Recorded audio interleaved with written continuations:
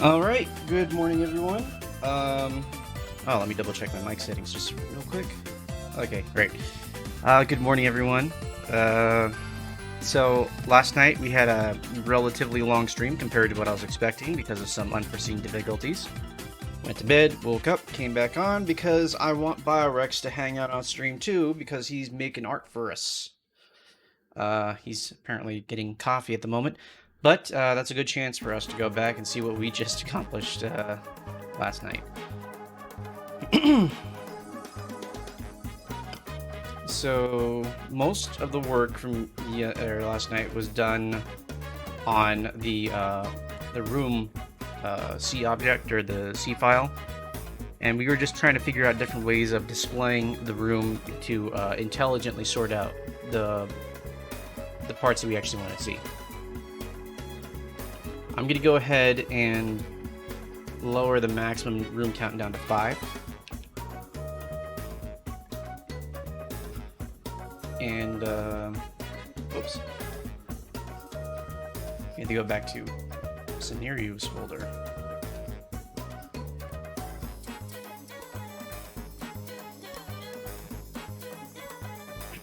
So I'm not planning on getting very much done in this morning stream. We'll find out what's, oh, that's right, I gotta debug and clean there, all that crap. So last night I already pushed the version of Seniriu, version 0.0.0.19 onto GitHub, so you should have a GitHub link down below somewhere in order to run it yourself if you'd like. You should be able to just drop the thing in a project folder. It also comes with a release.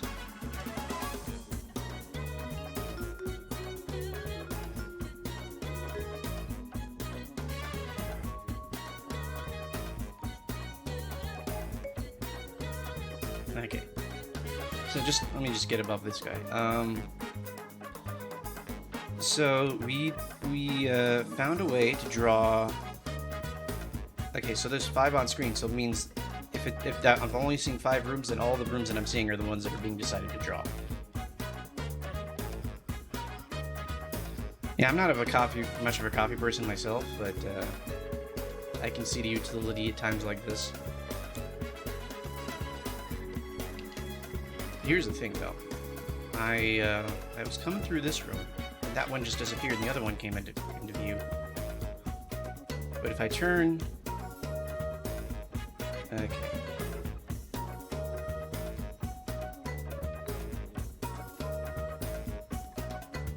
Now, what I want to make sure is happening is that... Seriously? So I want to be able to look at a window and see, yep, that's that thing over there is there. Oh, really? Ah, crap.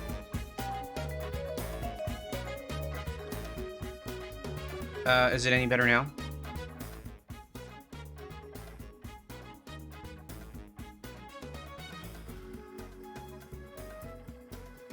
Because last night they were telling me to turn up the music. Foobar is at the same volume it was before.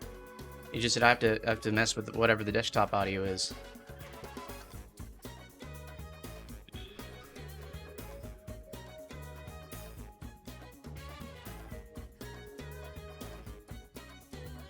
Okay, anyway, so trying to figure out what should we be working on this morning. So I go back into that rendering logic. I'm asking for a shovel, but I might need to, I don't know.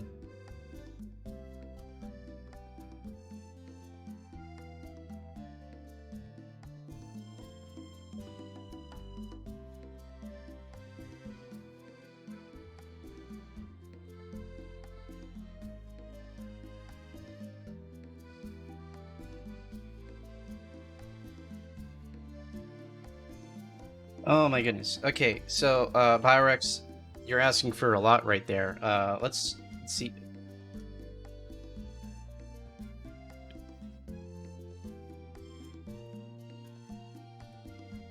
Let me see if what have you sent me so far though? Like 'cause I'm trying to figure out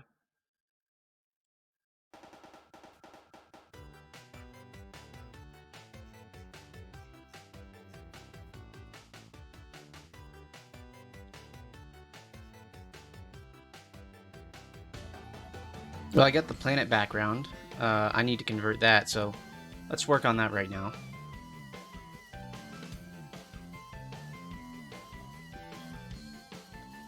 But what is, though? What specifically are you looking at? Because if you sent me something that isn't even textured yet, then I can't really use it. Um, it won't show up.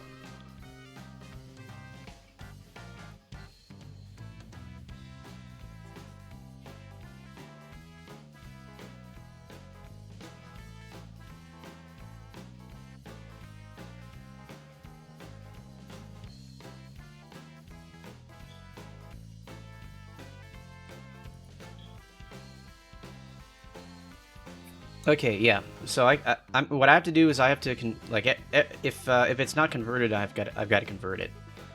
So let's try doing that. We have BG.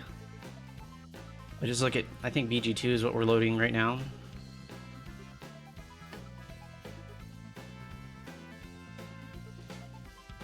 Give GIMP a minute to start up. Hear the cat complaining in the background. I don't know what he wants. Okay, so we're just dropping the new background with the planets and stuff in it.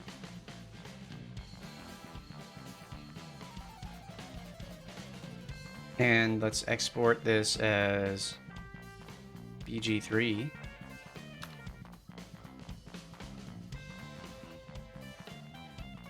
Uncompressed TGA.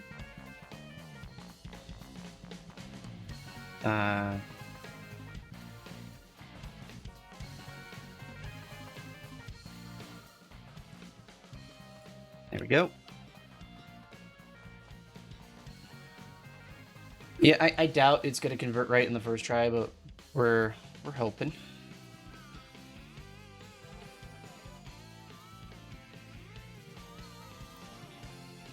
I'll drop it in the doctor's office, but really all it is it's just a TGA, like a normal TGA.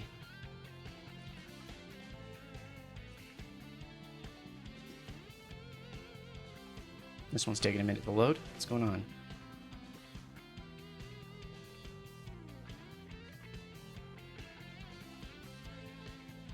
Why isn't it loading?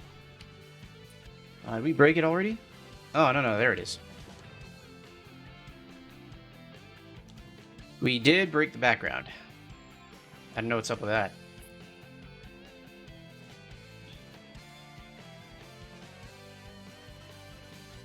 Yeah, it came out looking... Oh, I remember what happened. I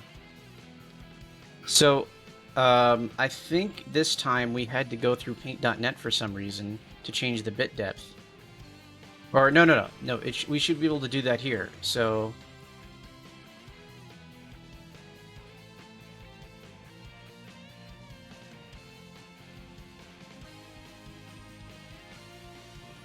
Oh, I guess not. I guess we had to do it through paint.net because GIMP, discard changes. Paint.net. Wait a minute, how did I do it last time?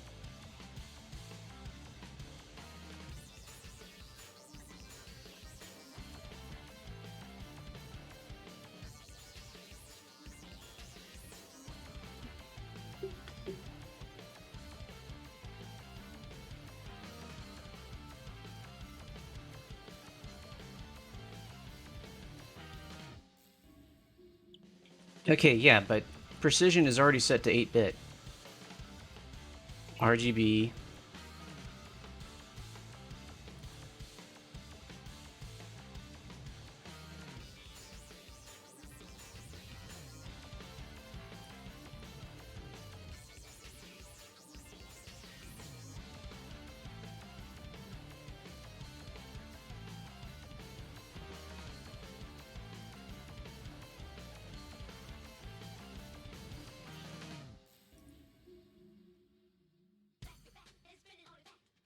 It's still 301. It needs to be 226, or it's not going to take. Let's switch back over to...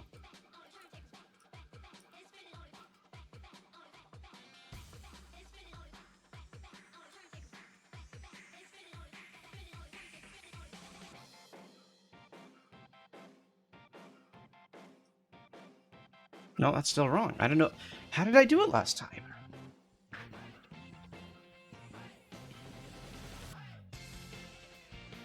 Get less than 256 colors should be fine.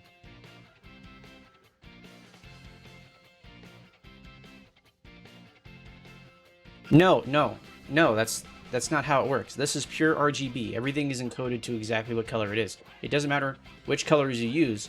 They will always the same size image will always come out to the same size file.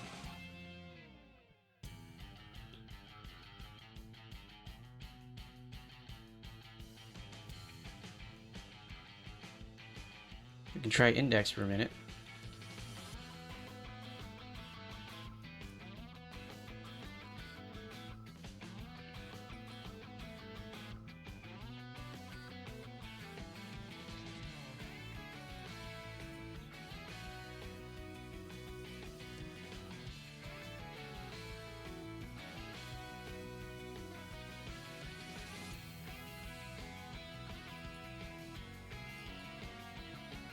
I don't get it.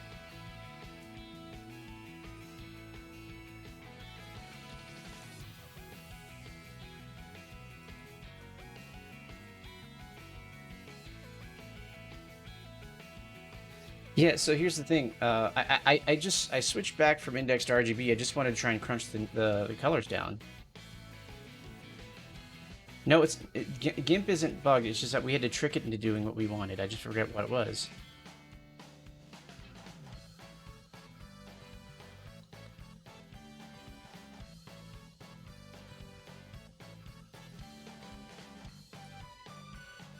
So like, if we open up BG2, which is what I was using before,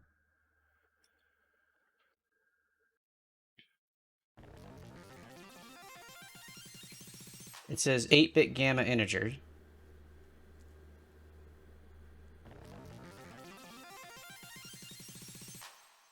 Size in memory is a lot smaller.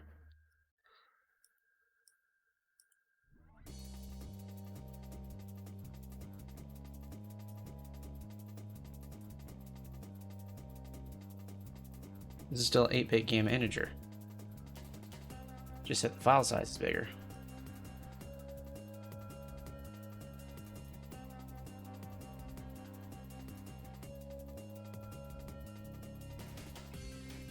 Yeah, so that's the thing, Biorex. If you're sending me unprocessed stuff, it takes time for me to figure out how to process it.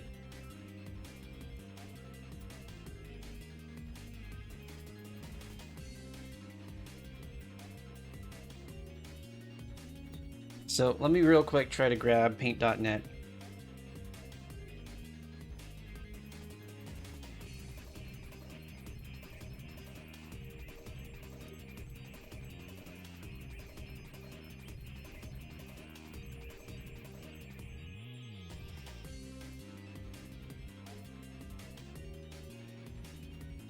Or you can just send me the file, I guess. Okay, that works too.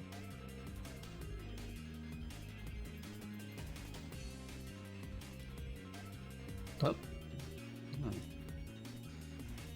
Let's grab that.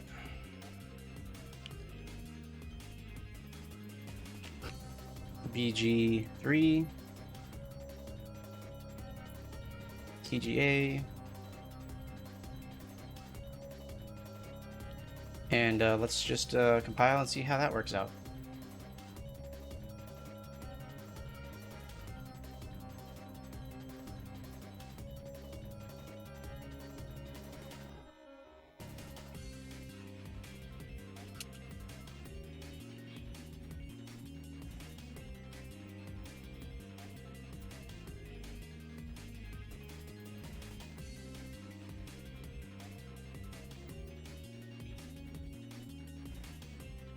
Nope, that one didn't work out.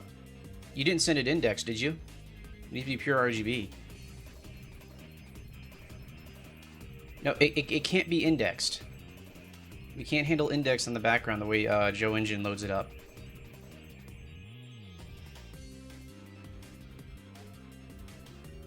So no compression. You cannot use compression.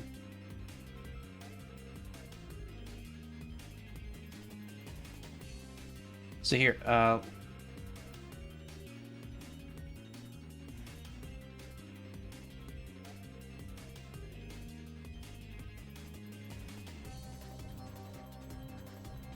I'm just going to try and grab paint.net.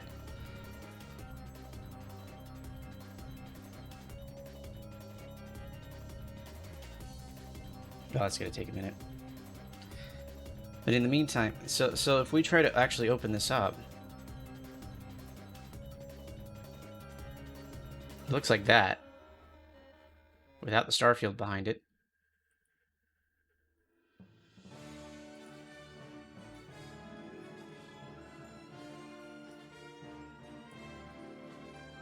What is with this? No. Not using that one. Okay, there we go.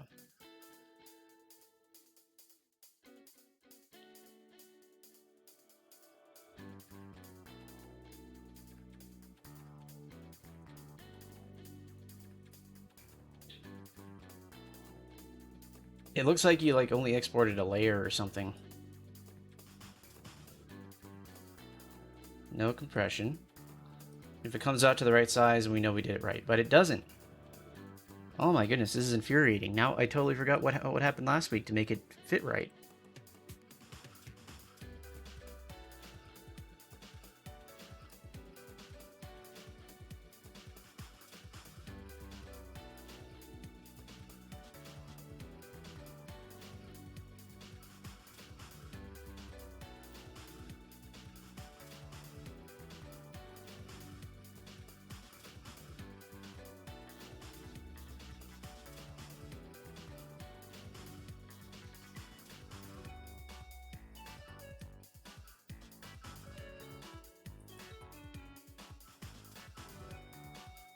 Supposed to be pure RGB, 8-bit per color, I guess. I don't know how it's deciding 8-bit versus other. Maybe disable color management?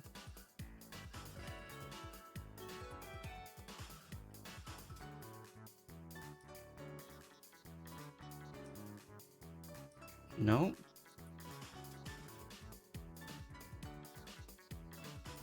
BGA 3? I just tried that. That one didn't work either.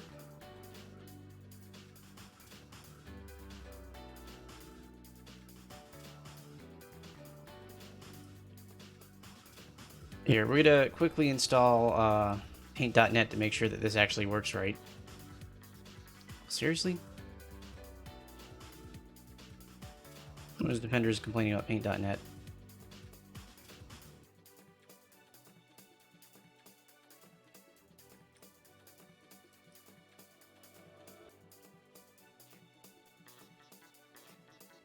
Shouldn't take very long. Oh, paint.net doesn't need any anything special for TGAs.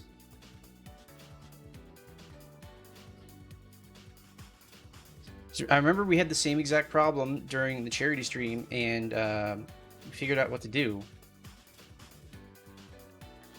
And it was doable in GIMP because I didn't have to install paint.net.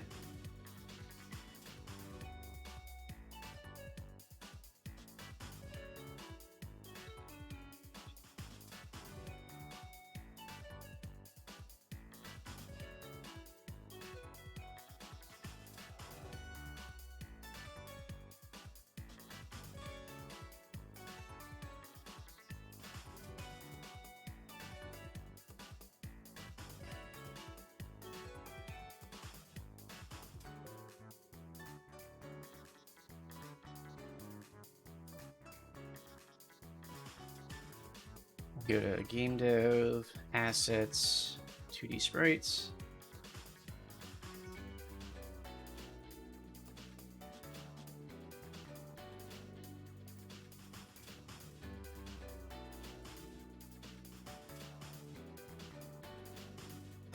Maybe here's what I did. Okay, so let me open up this background. Take this stuff and put it on top.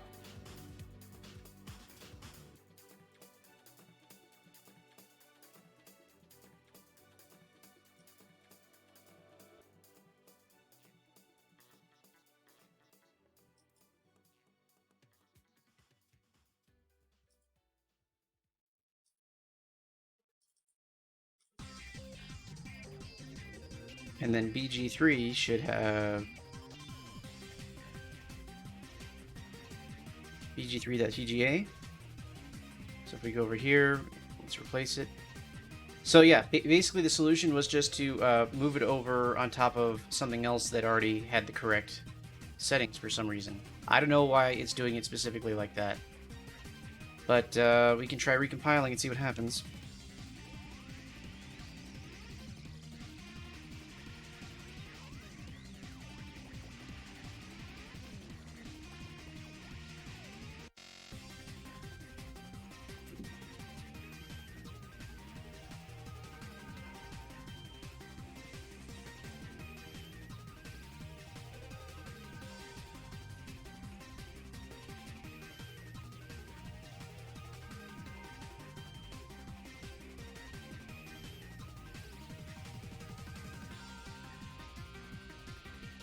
So is that what you're looking for?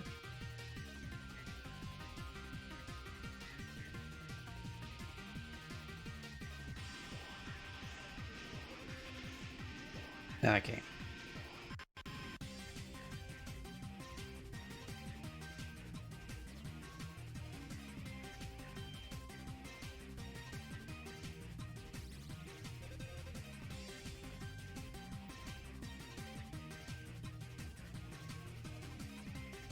Well, the thing with that is I have to still study some more code from XL2 before I do that.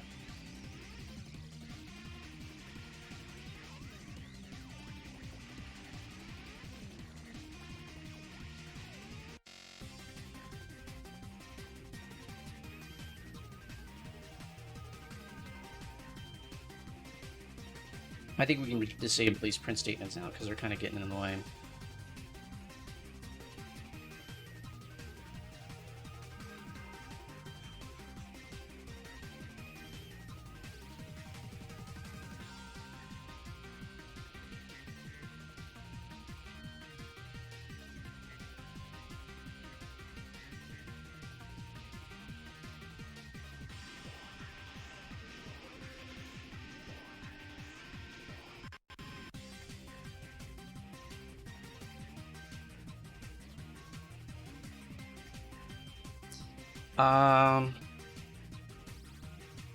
Yeah, that's a good question, actually. What do we need to do in order to do that? So while we're doing that, is there a Joe engine sample I can look at for that kind of thing?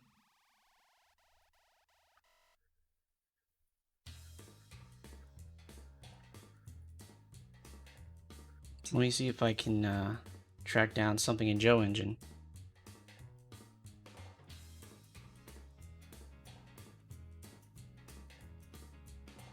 Okay, but if it's actual screen size, how do we cause it to actually scroll?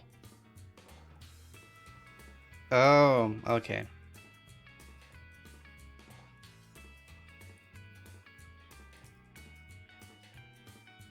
Here's VDP2 plane. Let's try to clean. Oh, seriously. Compile. I need to have Windows flag these folders as safe. And then run with MedDefend.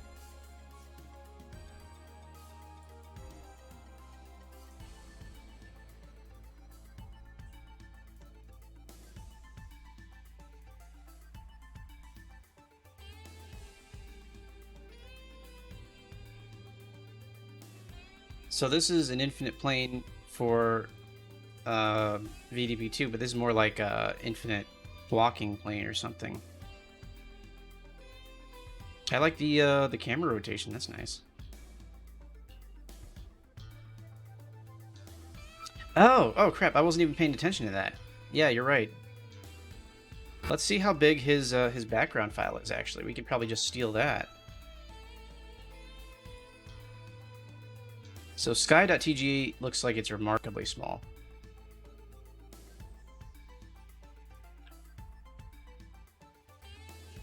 Okay, so it's sideways for starters. And how big is the whole thing?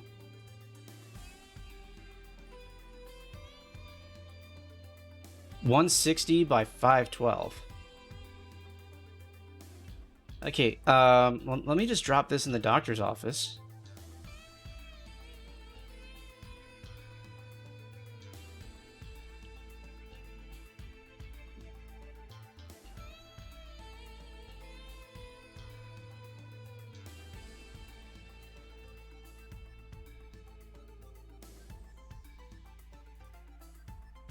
Oh, paint.net's ready. That's nice. Okay, so let's actually look at the code that he used to make that scroll. It should be pretty simple. Like it's a single file thing.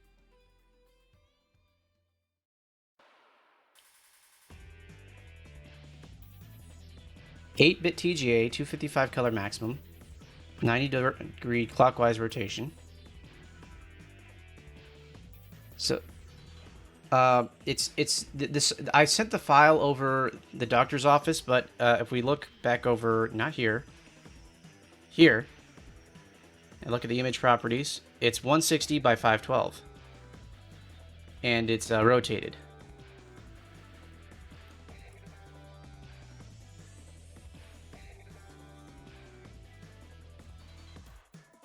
So angle increment. So it's going to take the angle, which is great. So Joe Deg Rad.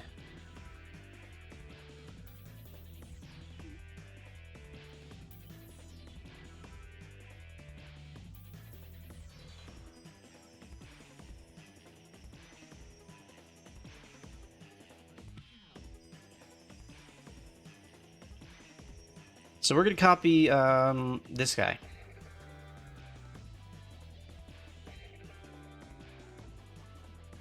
Also, apparently we need TGA. Let's make a whole new. I'm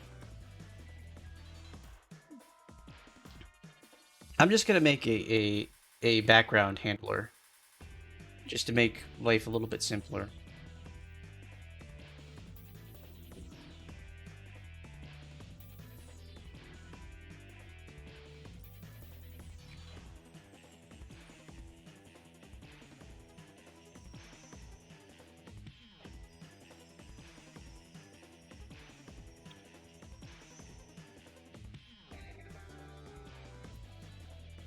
We're going to include input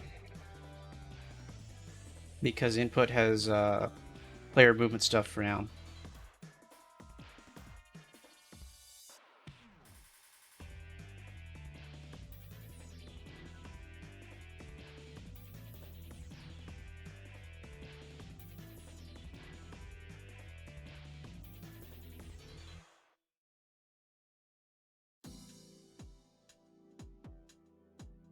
Yeah, so that's how we're going to handle it for now. So we just need a scrollable 512 pixel wide star field.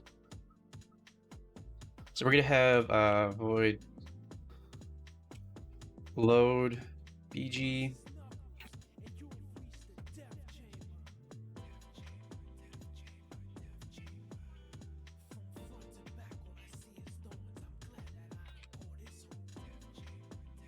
and then void draw bg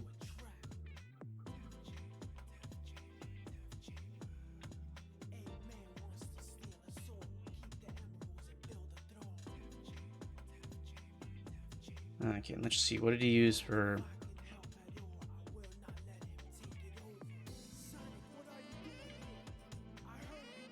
image?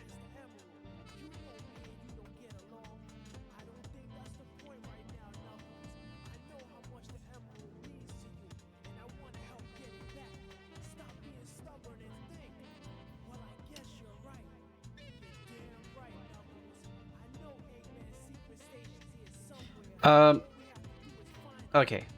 So actually, it turns out this one is using 8-bit indexing for the. We're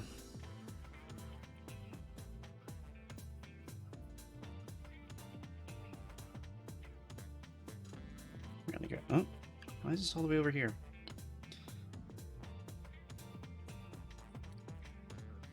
Let's call that. So we need to make the file name regional. So bg wide.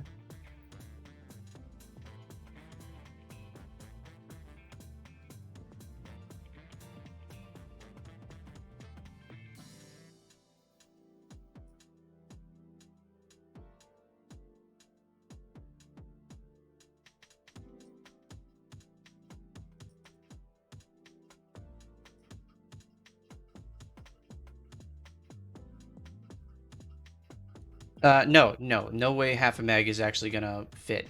It, we always need to use the exact right level of indexing. So if he's using 8-bit, that means we're using 8-bit.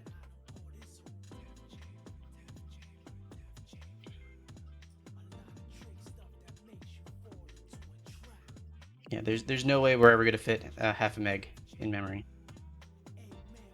Draw 3D planes. Just copy this.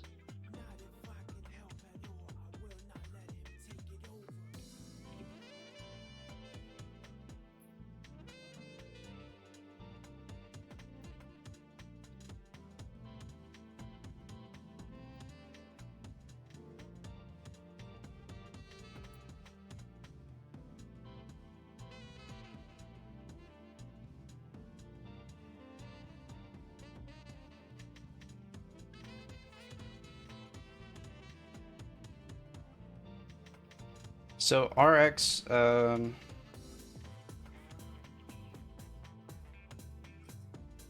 thing is the only transformation we should care about is theta.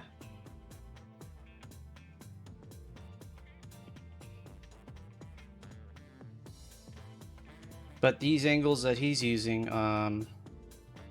rotation.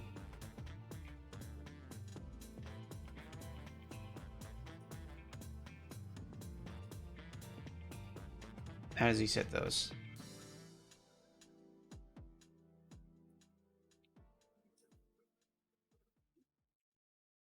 Okay, we're gonna have to do a couple levels of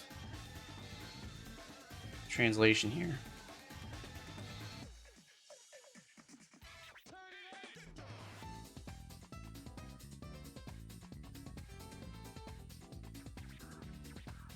And what was he putting in? Angle increment. Angle increment, I believe, is a float? Seriously?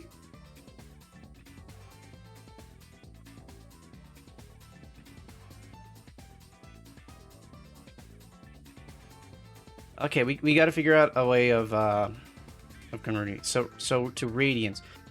So Joe rotates 3D. Let me look up what that actually is.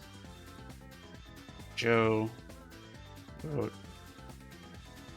Come on.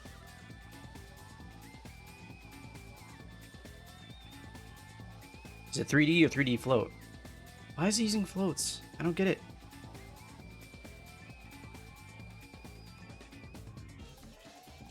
Okay. 3D rotation angles. They're floats for some reason. So how do I convert from fixed to float? Is there a way to going back and forth there?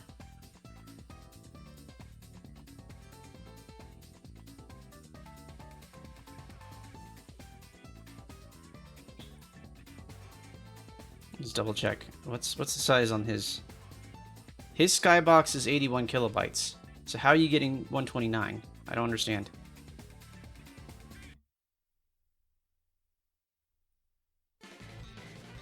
You guys should have the same size palette, which means same size palette and same pixel count means you should have the exact same file size.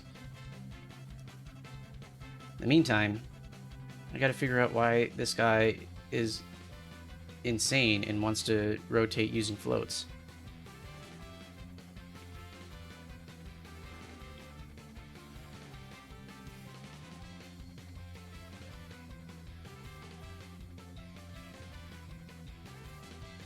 There's initialize, and let's see, where's the draw command?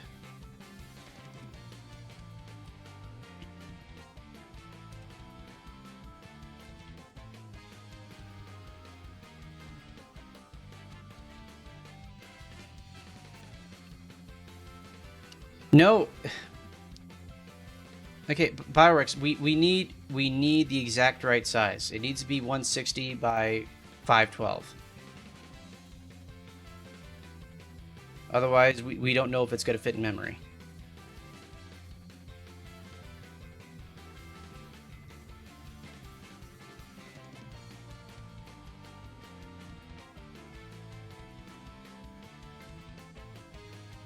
Well, I'm adding stuff in. Just you have to give me a minute to actually look through the code first.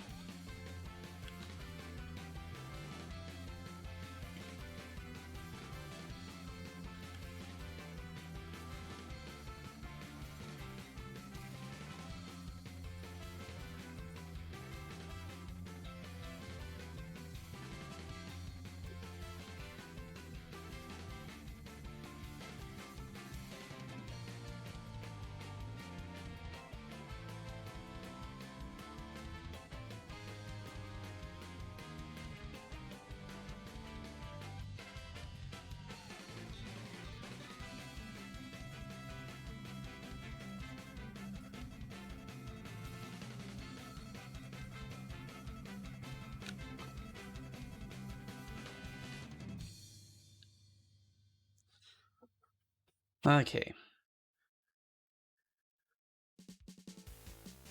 So the thing is, it wants Joe Rotate Matrix 3D Rad Z. Okay.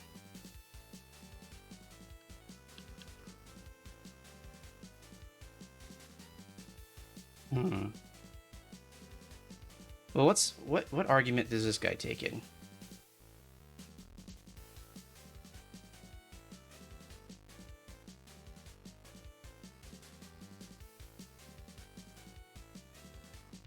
He takes in a float.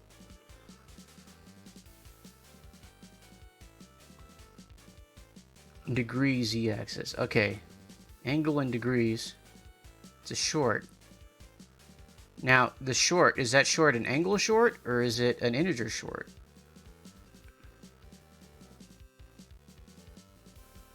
Okay, let's find out.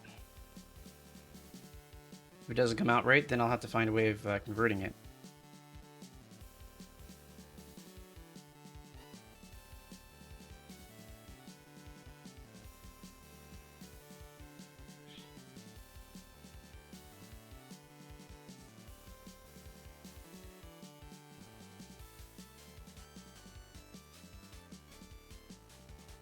Then we also have to copy over the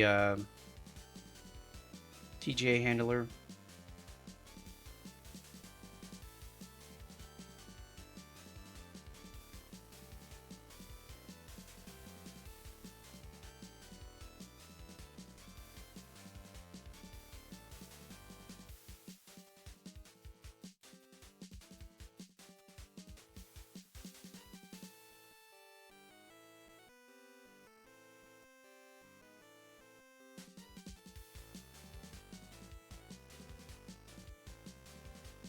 Initializes.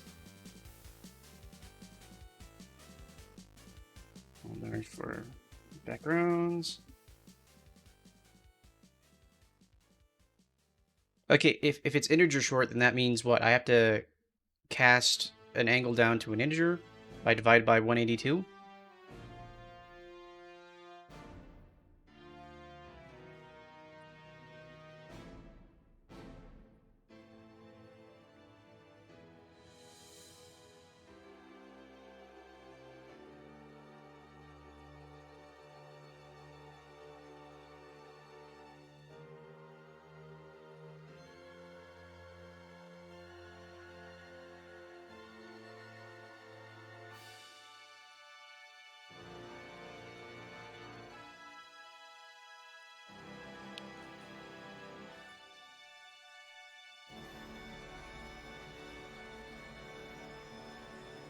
Image data. And then we have background palette.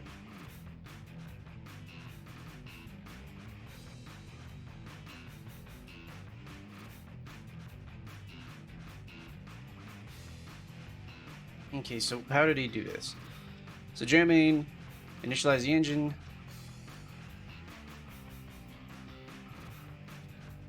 Oh no. Do I have a palette handler already?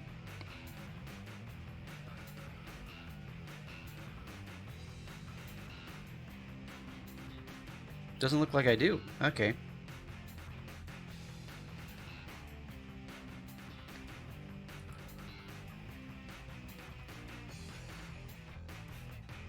Hmm.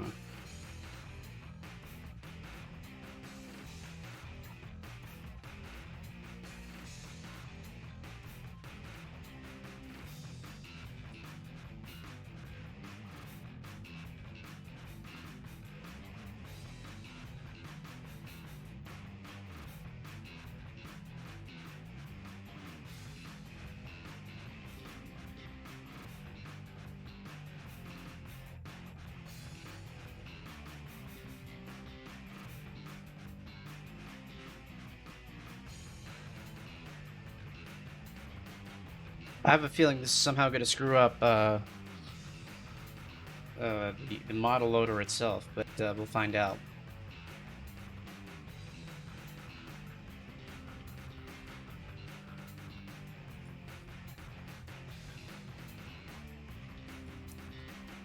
So let me see. How does he load in his?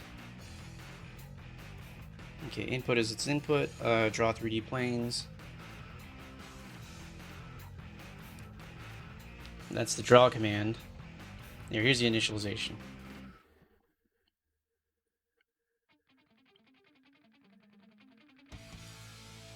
This part, that's what I need.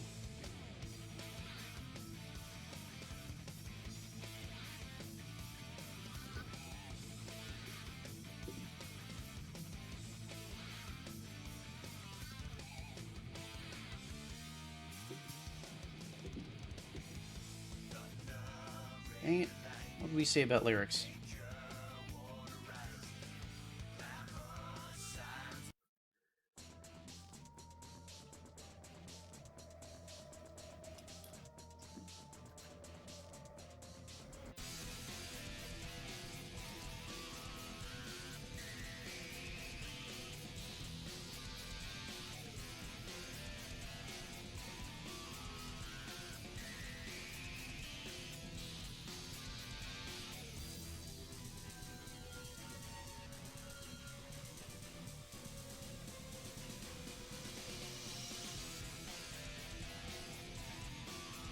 So background image.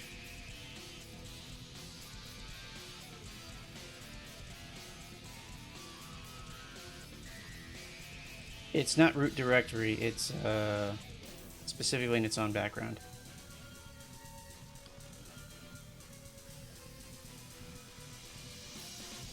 And you sent... Okay, so so the last thing that you sent, the wide 2, is that the one I need?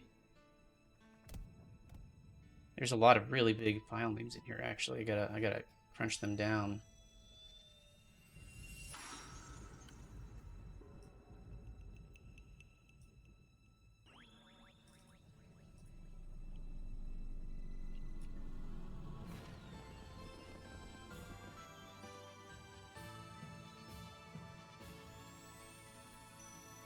There we go.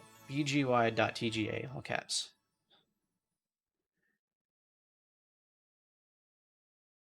And just take a quick look at it while... You didn't rotate it. You need to rotate it. It's supposed to be 160 by 512, not 512 by 160.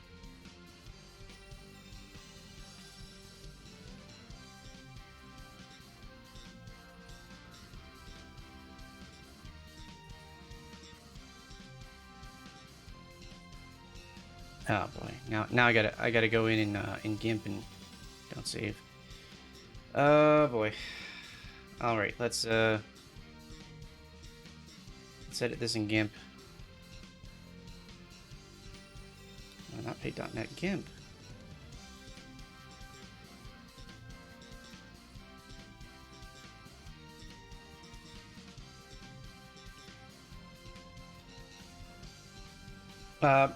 We already have fade out and fade in happening, so I'm not gonna implement that just yet unless it becomes necessary.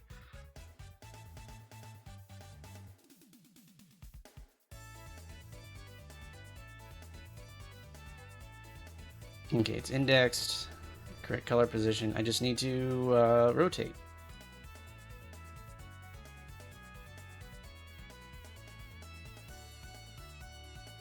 Okay.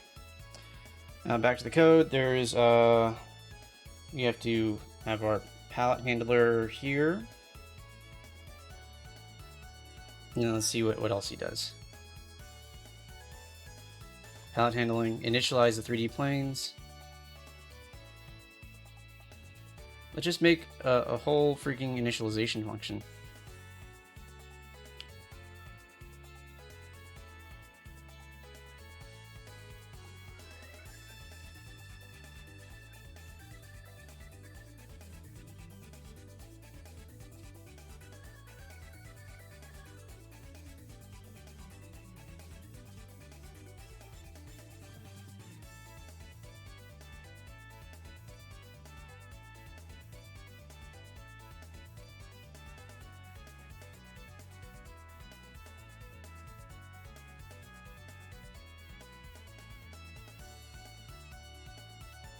I cannot type this morning. Wired. The first thing we do is grab this. Set palette handler.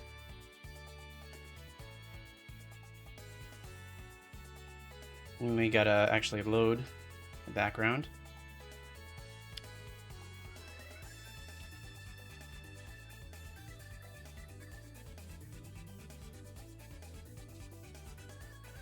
Is that what he's doing here?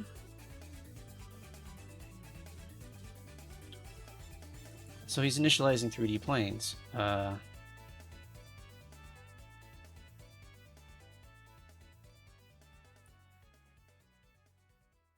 Here. Okay, so that part's already done.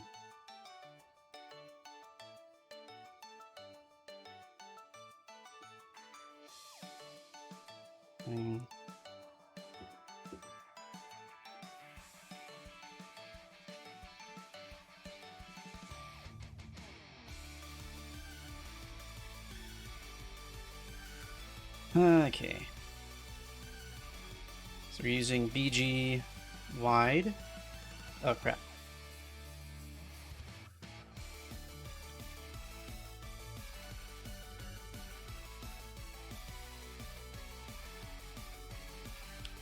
So why is it saying BG3.TGA?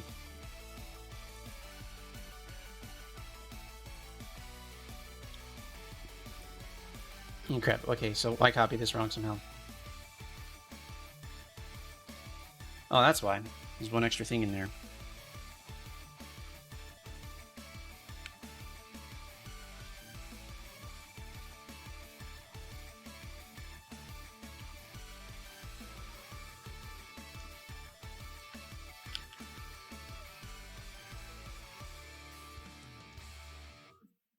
And then bgpal, the ID. Leave that alone.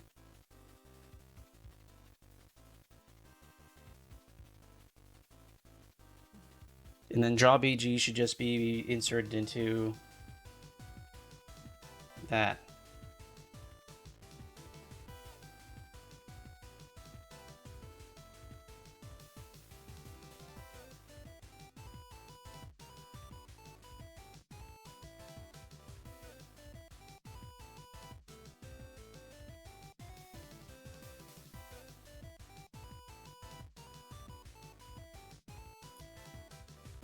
We should have pick file to load based off index. If index equals 0,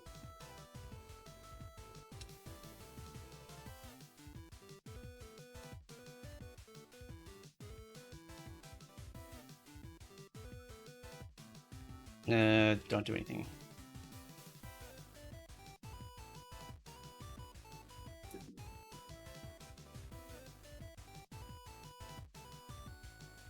I gotta copy this string over, but I don't feel like coding that right now. Strings are annoying. I didn't add in the draw the background thing. So draw background needs to go into My draw.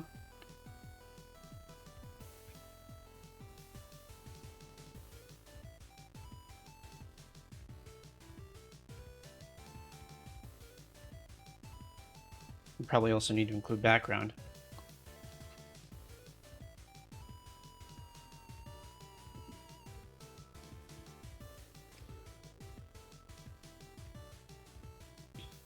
Background includes input, and input has the angle I need, so that's good.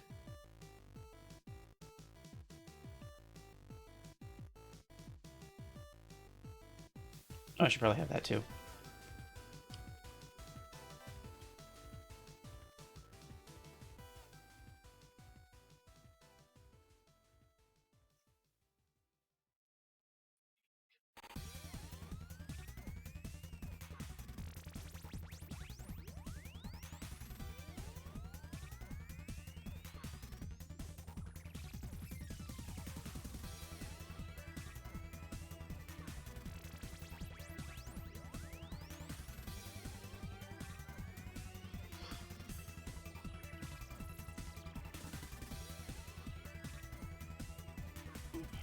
Okay, where's the error?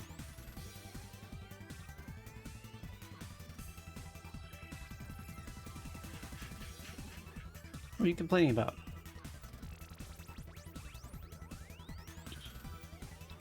Undefined reference to BG initialization. Is there, though? I don't think there is.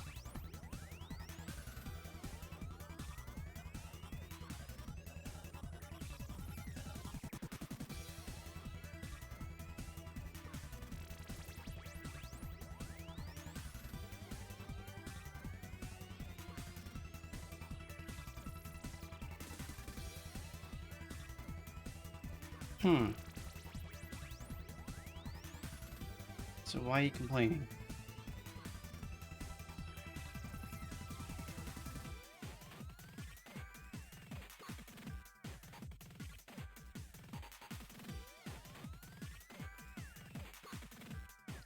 It says both references are undefined, but I have definitely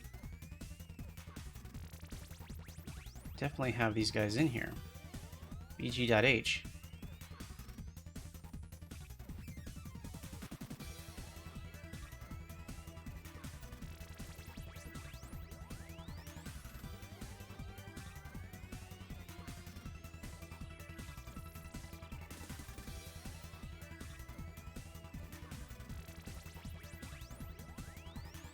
Okay. So yeah, it should be in there.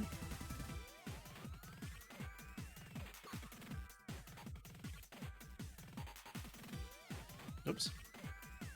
Draw background is just draw background.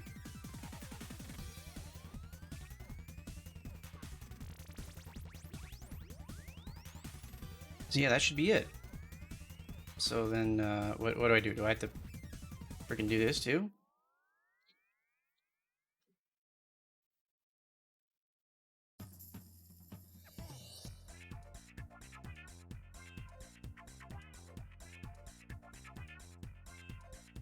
That shouldn't have fixed the problem. That should have already been included. Oh, there we go. Oh, you know what? My makefile is probably wrong. Whoops. Forgot to add that there.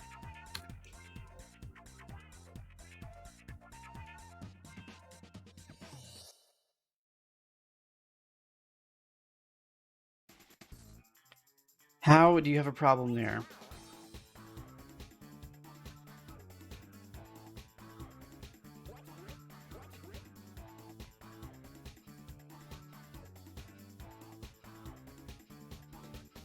No, that's...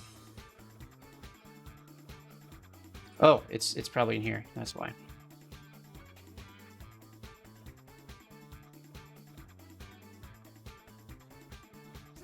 The problem copying boilerplate is you just end up copying stuff you don't need to copy.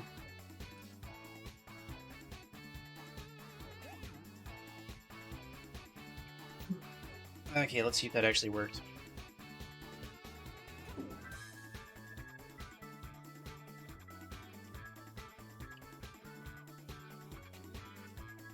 Oh boy. Okay, you know what? Let's do a quick test to make sure that it's the file and not the code. So let's copy Sky into here and change the background loading code to loading Sky.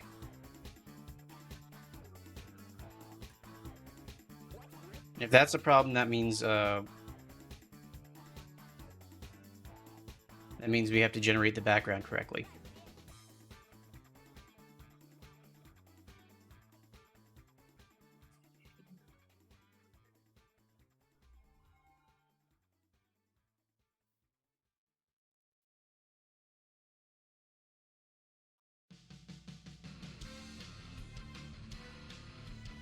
Uh-oh. Okay. So now, what is the problem here?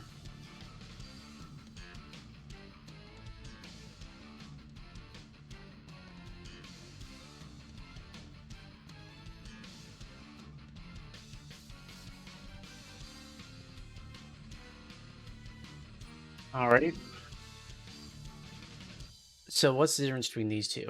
He's using a TGA handler, but I'm using Z-Dream Tools stuff, which means it probably has a different TGA handler.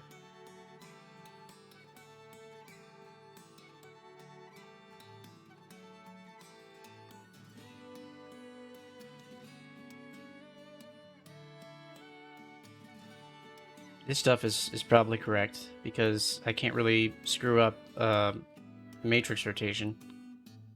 It's just feeding it a number.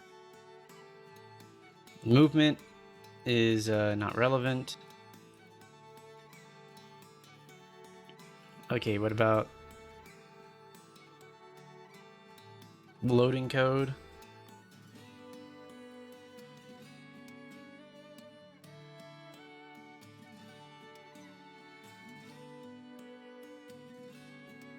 Huh. The draw 3D planes. Let me see. Where's that? I just added that. I just turned that into draw background, and it doesn't need a callback because I already put it in the my draw command.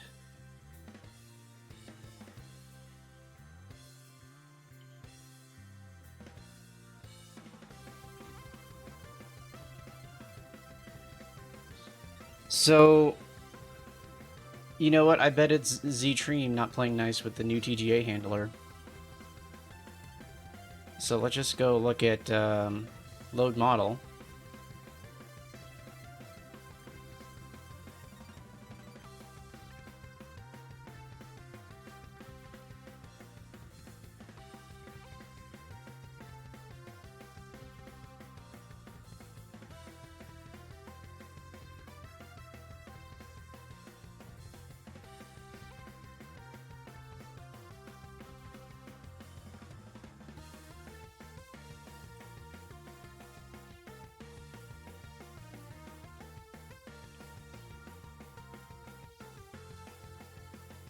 Let's see. 3D model. Okay, so it looks like load texture should be what we're looking for here. The problem is, yeah, the start address might hurt us.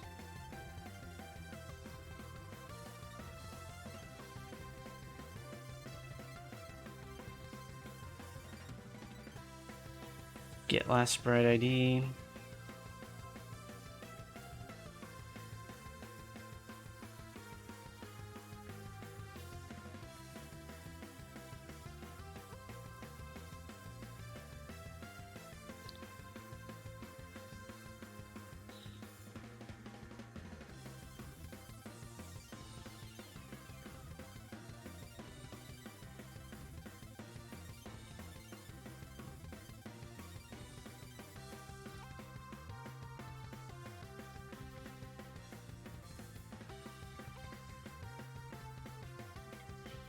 Okay, so we have to load in the texture correctly. The problem is with this texture loader is that I think it only takes in RGB. Here, if we load this model or this this thing up as RGB, is that going to cause problems? Okay, let's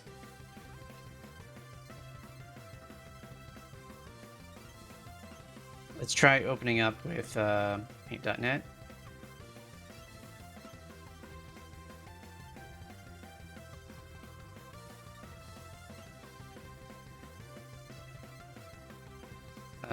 How do we change the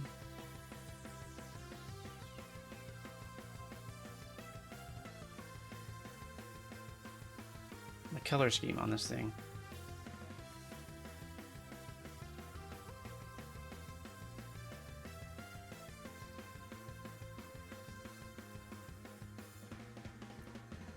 I don't have a good way of editing this and knowing that what I'm doing is correct.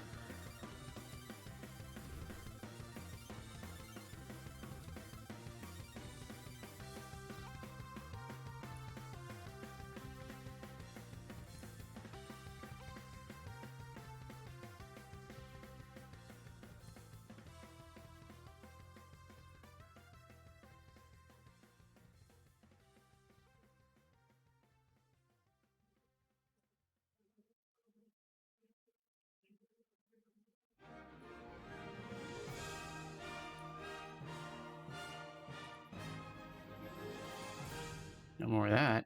Okay.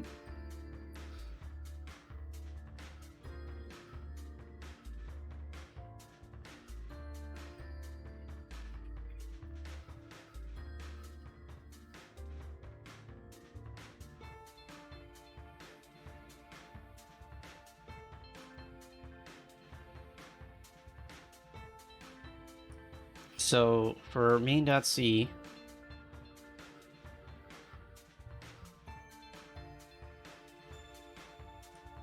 show background 3D plane A image, or plane B image at least, I guess.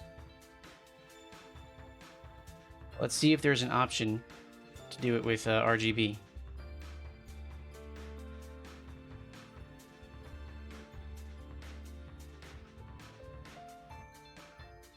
It does?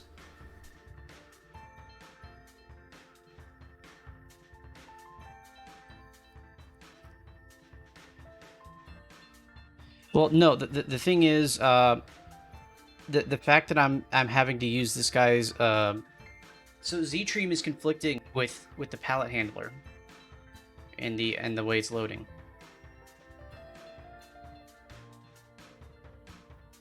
But you need to rotate the image though. It's saying that you do.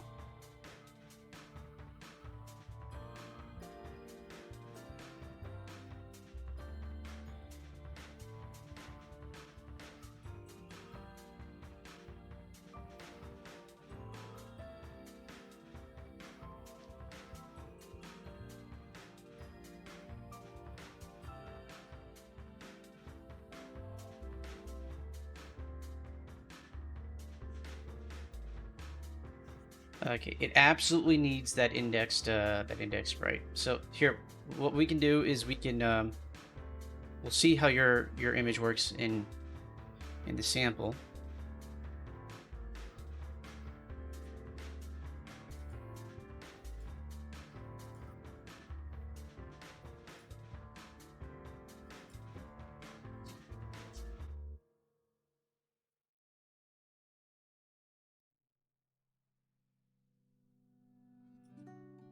Oops.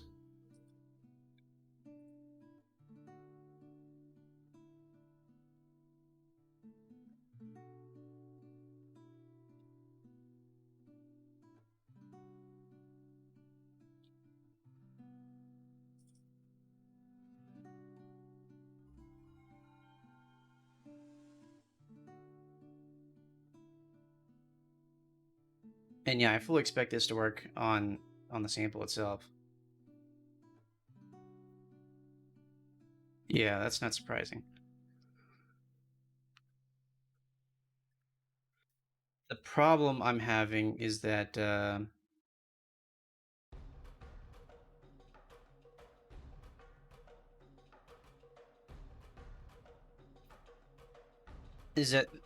Ztream Tools itself is not playing nice with the palette handler.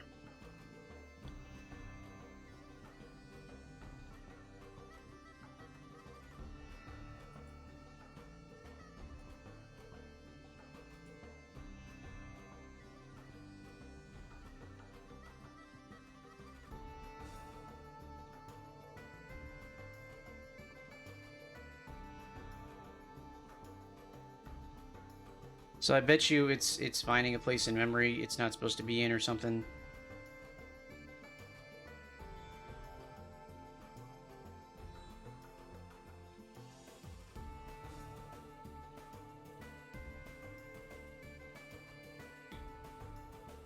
Let's rule out one more thing. Let's go to Joe root directory, overwrite this.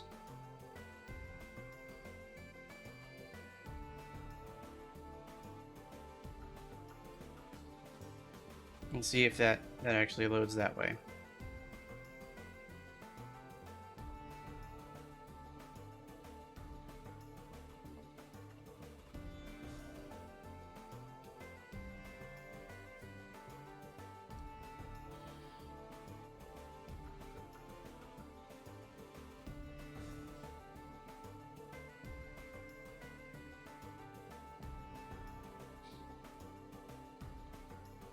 Nope, that wasn't the issue. It's loading the same way it was before.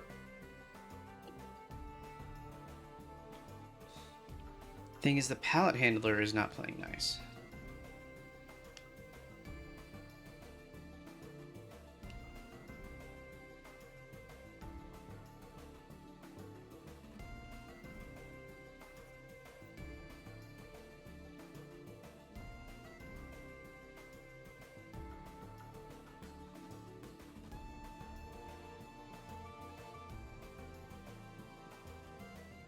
So here's the thing. Can Z-Stream tools, as I have them, properly load what is that?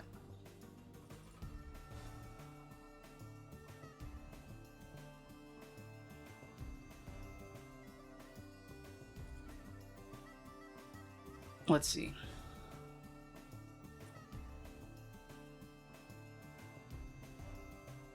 Oh, here's something interesting. Load VDP to BMP.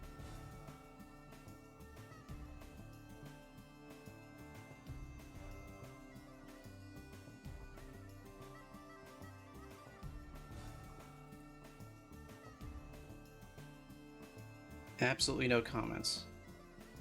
Huh. Palette ID. So what we have to do is we have to find a way to load in a paletted sprite. So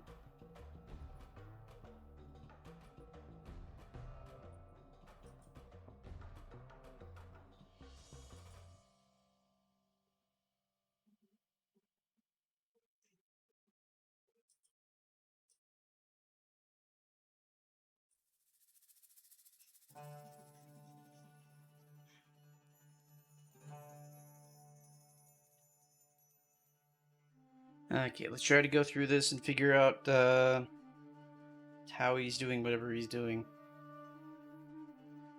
Maybe Sonic Z Dream will have something for us. So let's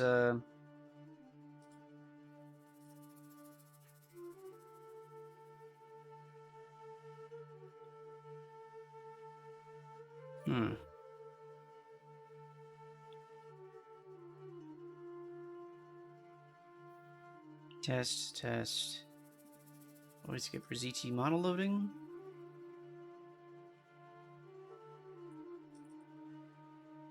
There's just a bunch of ZTP files.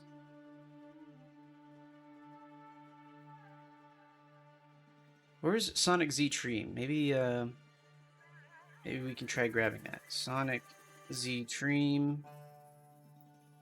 I thought I downloaded the source of that already recently. Oh, there we go.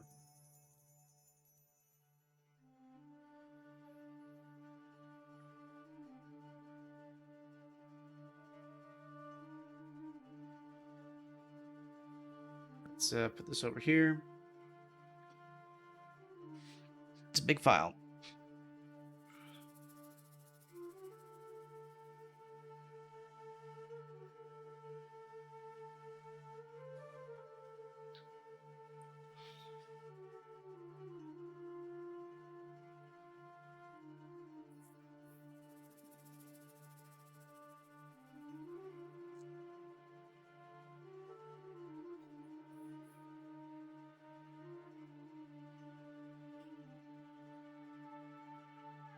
It's taking a minute.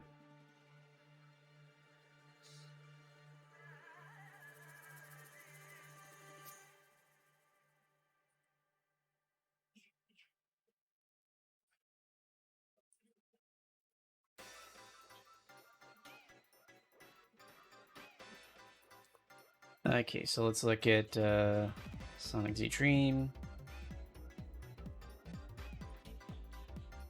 There we go. Background. So he has ZTIs for backgrounds. How the heck do I use a ZTI? What is a ZTI? Okay, so let's... I guess we can try looking through the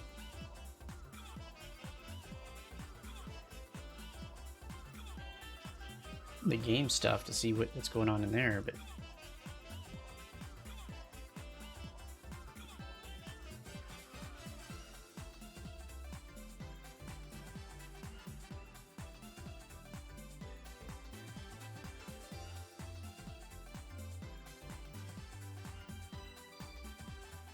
Okay, this is commented out.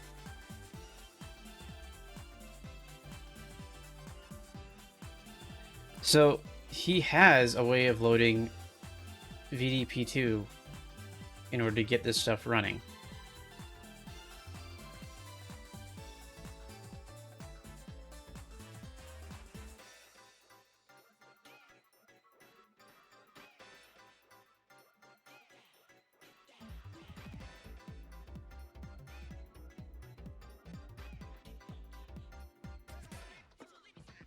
So if we actually look at the source code for the game itself, no, not that. Sorry, that's my stuff.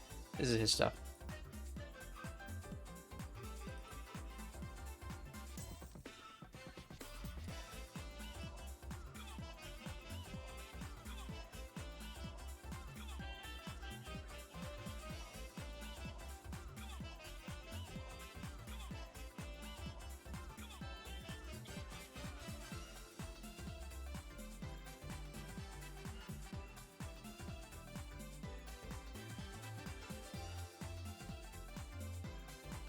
Yeah, so he has that logo thing set up.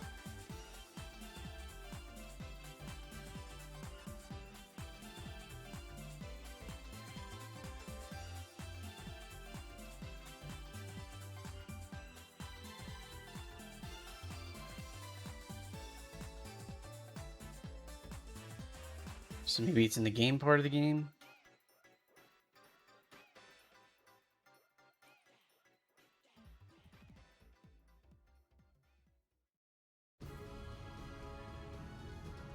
There's all the sprites. There's the models. Where's the background?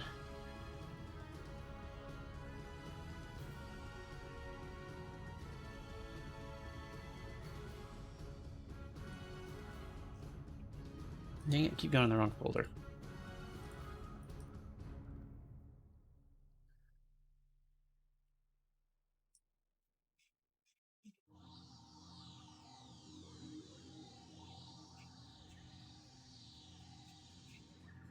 Okay, so I guess it's not in game, so then where would it be?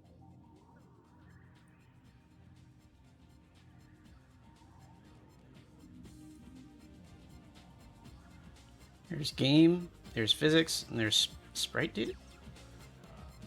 Oh no, that's definitely not it.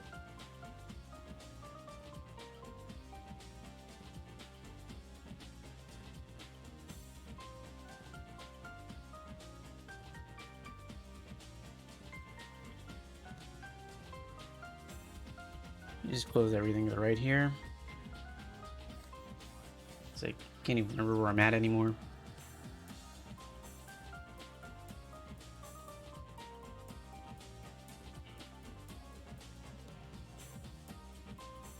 And so if we, I guess if we go into either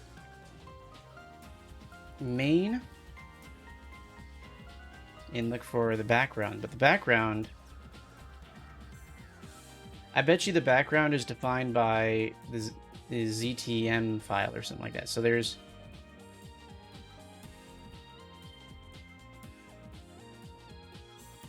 If you look in the source, that source. ATE, nope. CD.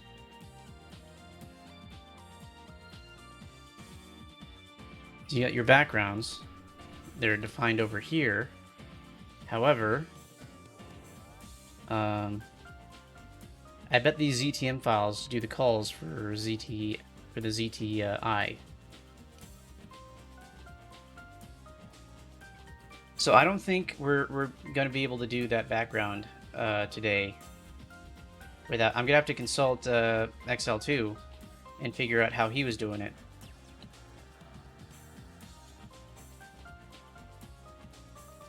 So for now, this stays, and draw background goes.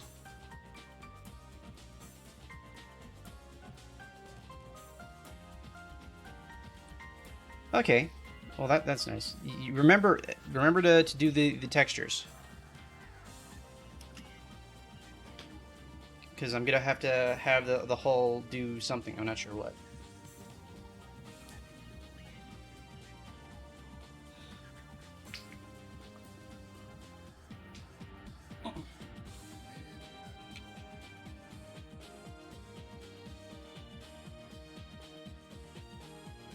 At least I have this background.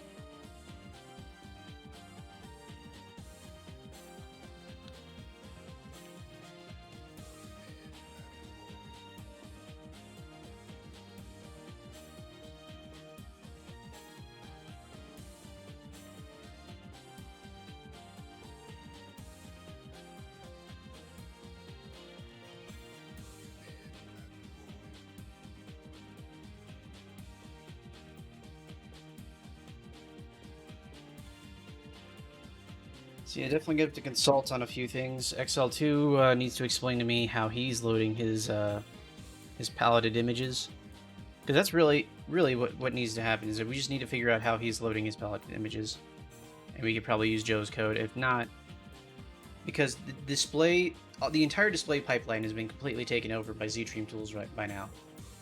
So I can get these models loaded up, which means I might just have to do exactly what he's doing, but I need to figure out what a ZTI is.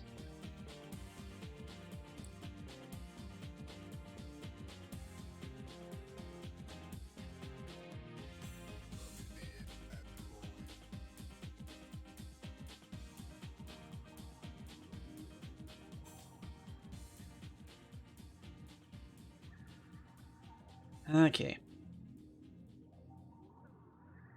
We can keep poking around just to figure out what it is, but I think the code that I have right now should technically have the ability to do something like that.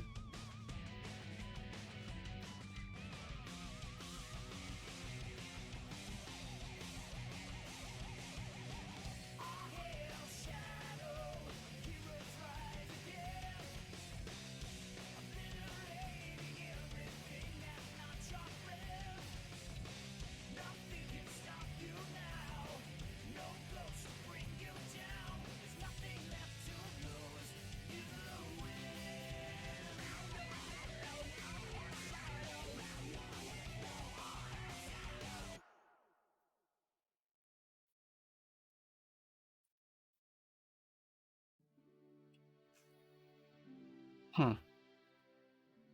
That was weird. Okay, huh. So he's got a cordon off section of VRAM. Let me see if I can find it. Where does he define that? VDP2 color RAM. So he's got color RAM, and I don't know where he defines it.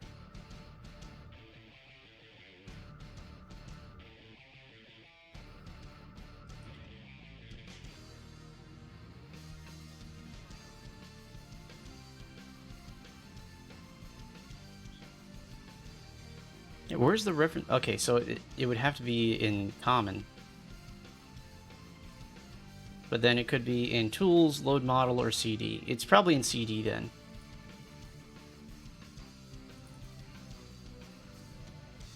Seriously?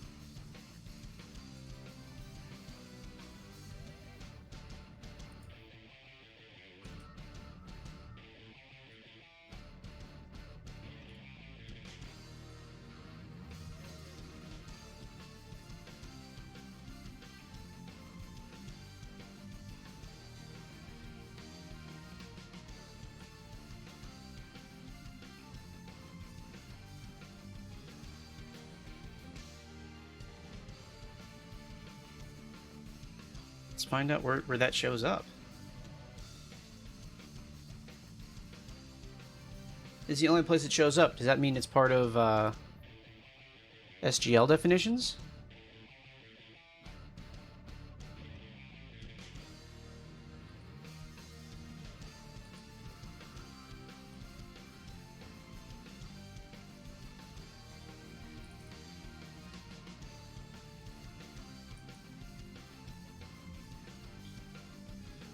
Yep. Okay.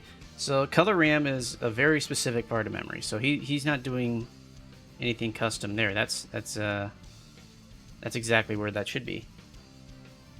Palette ID is whatever palette we set to it, which means when we load the thing in, we have to load the palette in the correct place. So, assuming that Joe is doing things right, this should be compatible, I would think.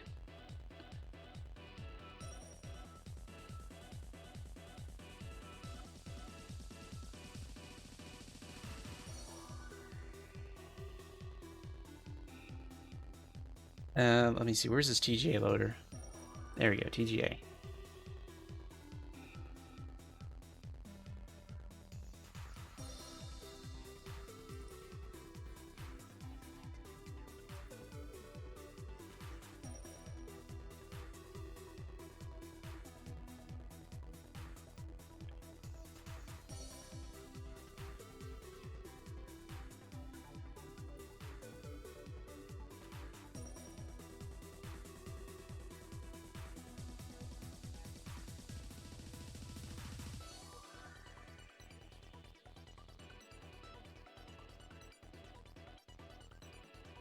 TGA 8-bits loader.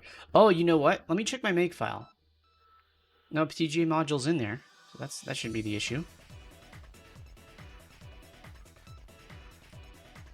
Okay, so TGA loader. Where's TGA 8-bits loader? There we go.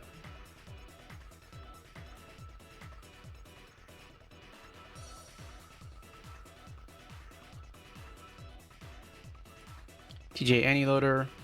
You take the raw image data.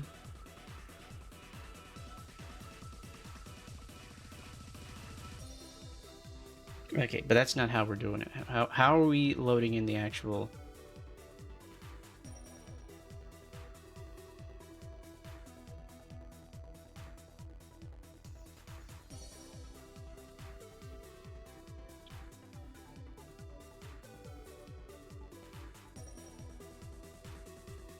Okay, so we're using TGA 8-bits loader. We're giving it a null value. Okay, so that's just going to be... This is just a pointer. Subdirectory, file name, transparent color index, and palette. That would just be 0, right? Yeah.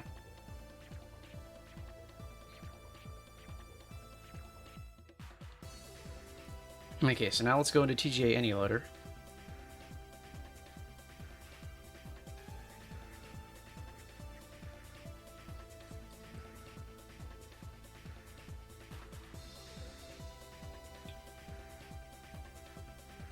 So we're writing to this pointer here, this image.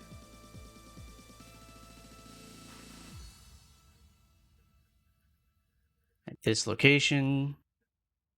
The stream appears to just be I don't even know what the stream is doing.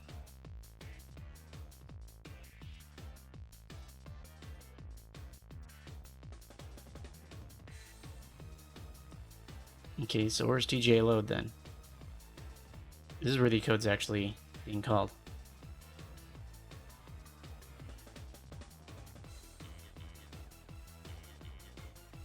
Compile with file system support. I'm pretty sure that's already in there, because otherwise I wouldn't have been able to call things earlier.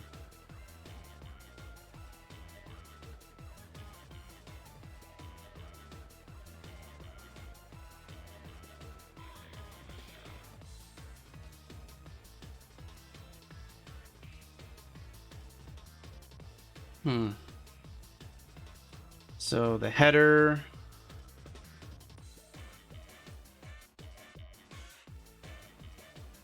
So where is he actually loading in the file? I don't see where the file is being loaded. Okay, there it is.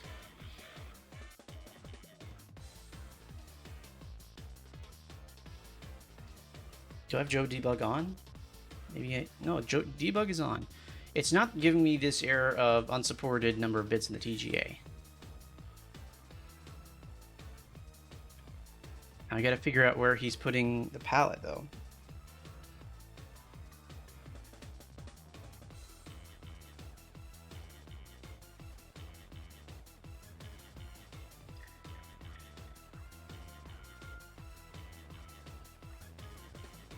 So that header information contains the palette,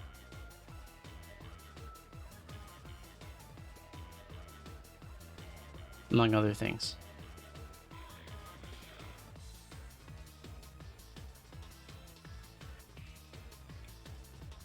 Okay. Joe create palette. Maybe we should look in there.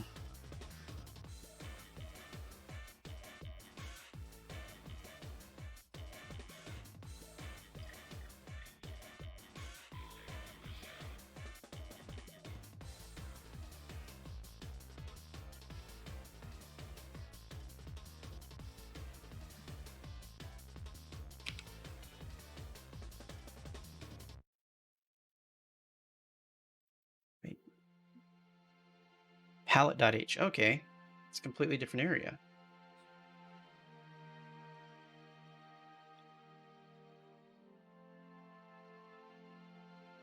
There's palette.c. Okay. Yeah, there.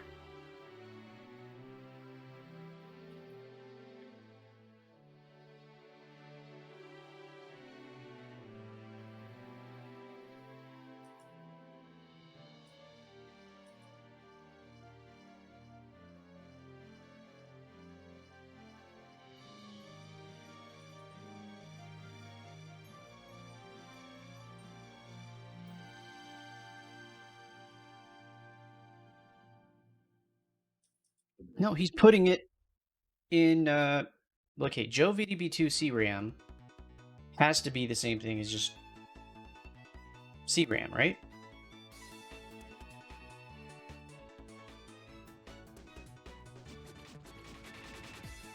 Where's Joe.h?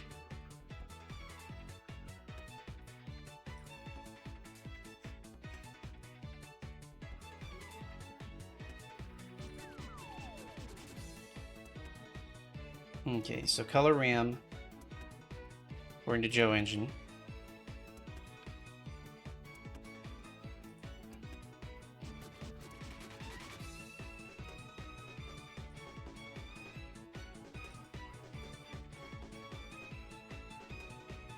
So where is it defined?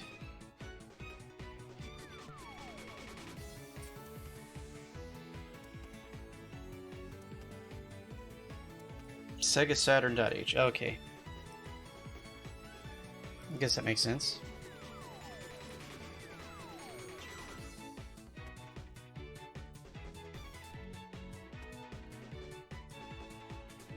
Okay, so there's Joe VDB2 CRAM right there.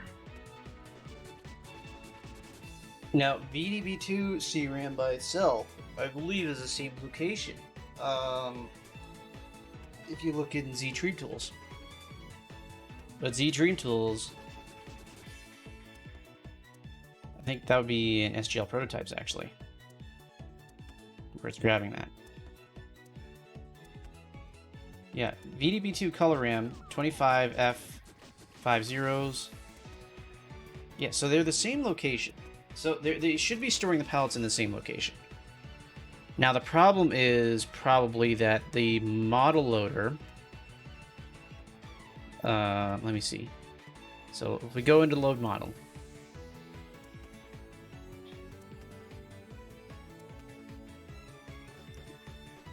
Setting the textures probably requires. Thing is, no, VDB2 is not VDP1, so they should have separate CRAM, so it shouldn't be an issue, right?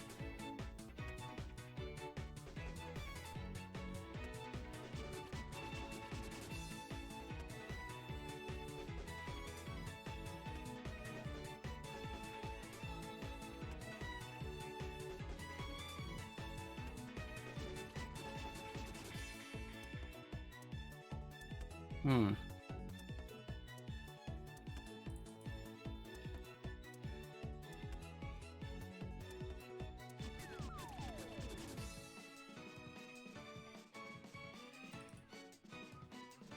So he's using Joe Engine's texture definitions in here.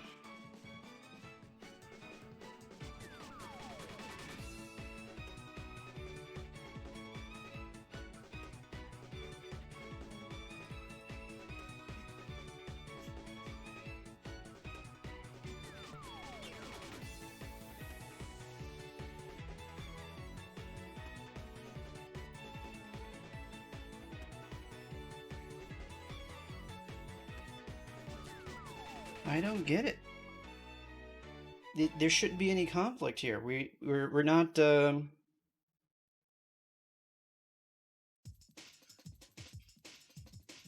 no, I'm not gonna let this song play. Nope. Next.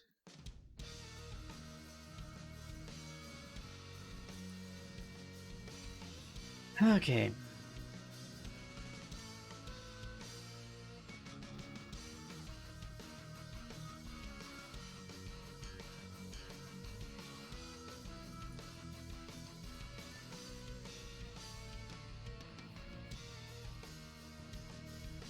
So we load the TGA.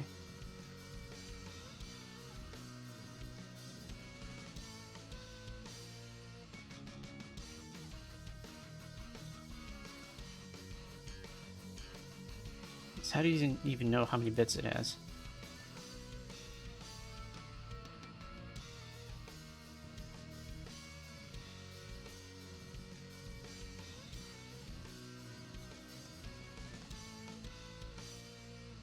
So an 8-bit loader, the integer number of bits is never actually written before it gets sent over to any loader.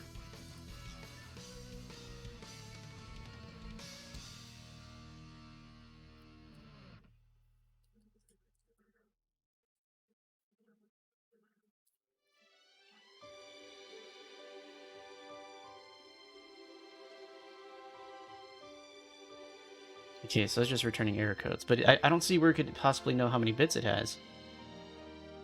So we go to TGA load up here. Oh no, there it is. Pixel size, okay. But then where are you loading in the palette?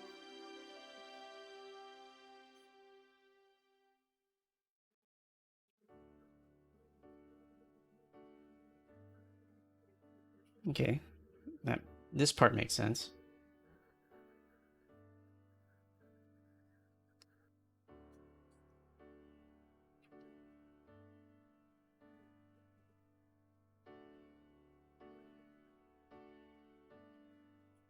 So the palette handling is somehow separate, but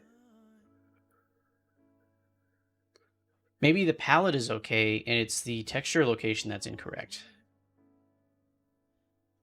So where are we loading in? Where are we loading in that texture?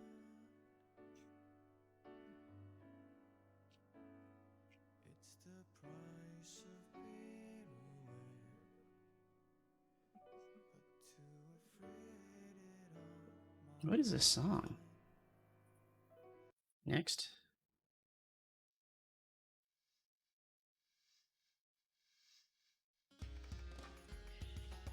Okay, let's go back to background. So we create the palette, and I trust that the palette's working because there shouldn't be anything conflicting with VDP2 color RAM.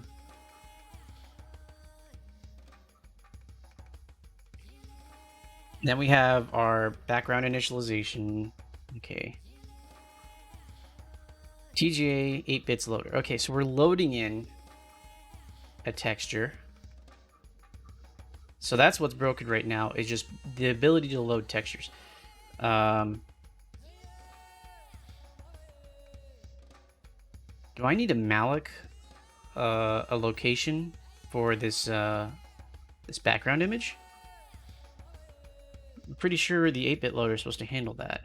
That's probably the problem, is that it doesn't have a place in memory to put it properly.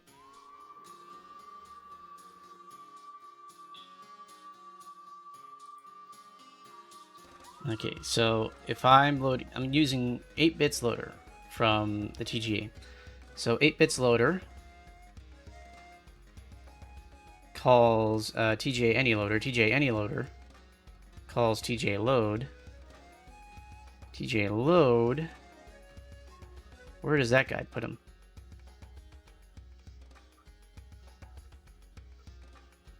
Loads up the file stream. Okay, that part's probably correct.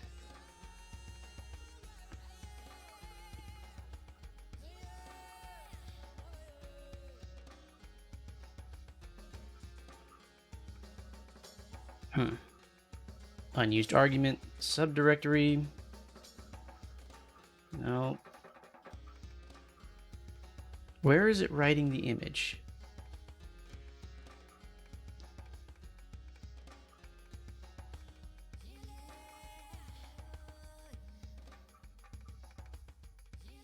Malloc with behavior. Height times width. Okay, so Joe Malloc is probably not keeping track of what's going on in terms of file loading. So maybe if I figure out how to load with the model loader.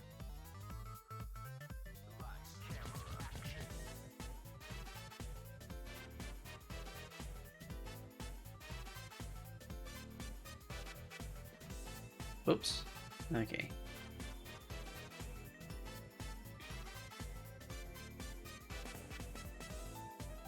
So it's probably not going to want us to look up this function, but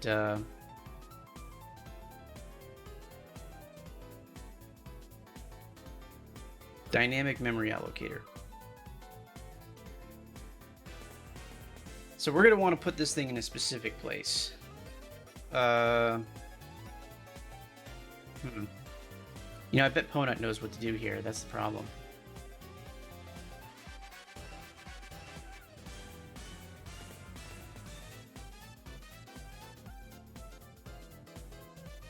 So Ponut has his own background code. And he should be using the Z-Dream Tools loading techniques. I don't know what that's about.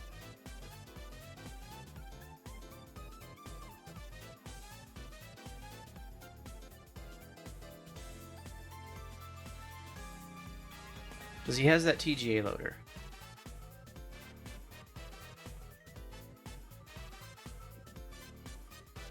Let's look at that stuff real quick.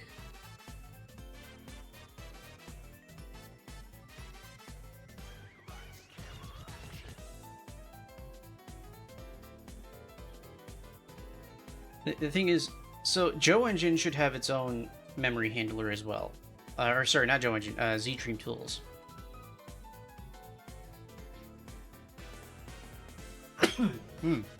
Sorry. So Z-Dream Tools, what we're doing is where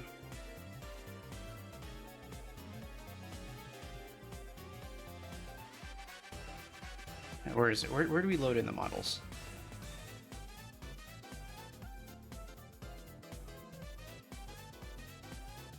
Oh, maybe that's under room.c. Draw room, load rooms. There we go. So load model. Not animations. Not textures for now. Get back to that. There, load model. The start address. What do I give the start address as? Current address. Okay, so I start in low work RAM.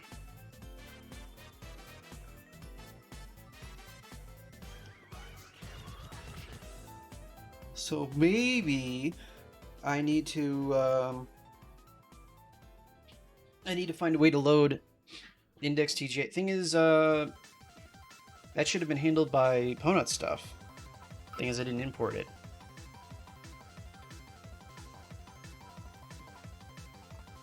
So I think in here I'm gonna have to load in images. But now that I think about it, I'm able to load in the background information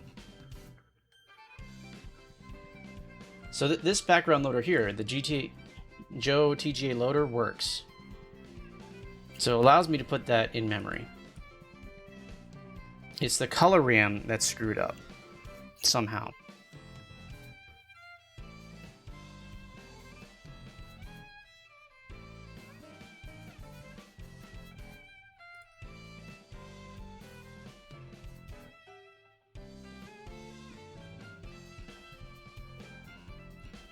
Hey Biorex, do you have any models for me to try and load up while because I'm close to giving up on this problem for now until I consult with someone.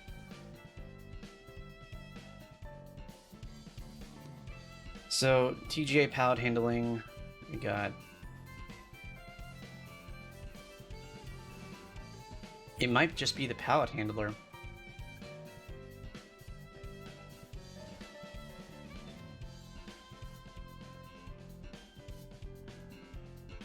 How do I do the blob? It's not textured.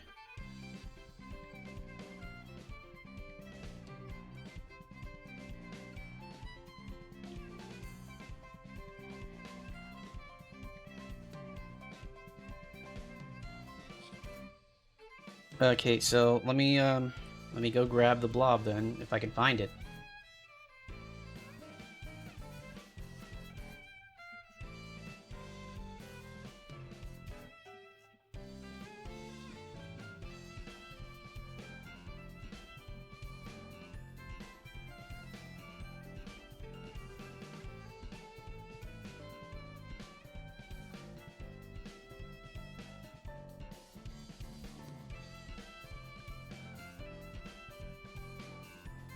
Is it...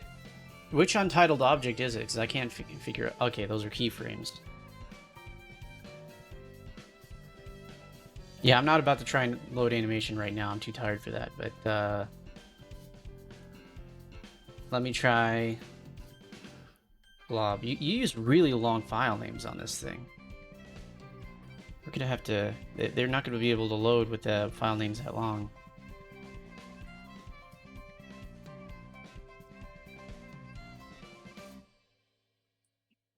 Okay, so let me see if I can find it.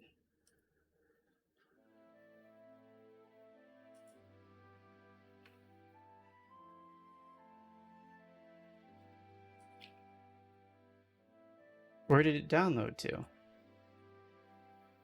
Oh, there it is. So let's I guess we're giving up on figuring out that background loader until I figure out a way to look at the code properly. So let's go to 3D models, blob 01.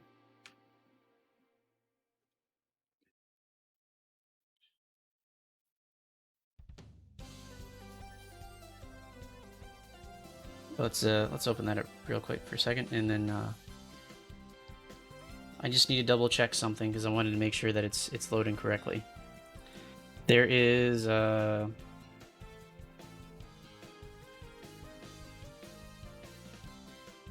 there's Sonic Z Dream. Whoops.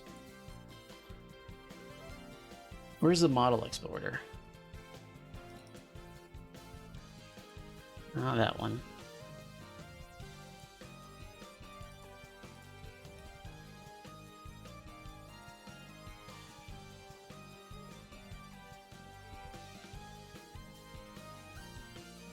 So we have a master Sonic object file, and then a whole bunch of keyframes.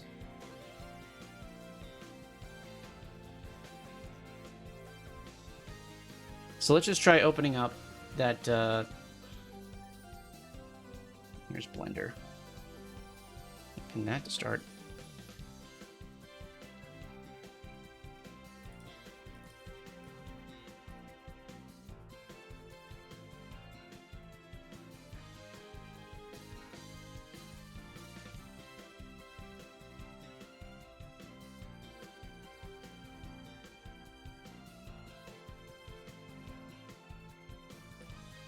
Go ahead and delete that. Let's try to import an object.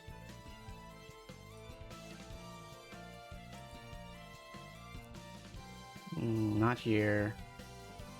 but here under 3D models.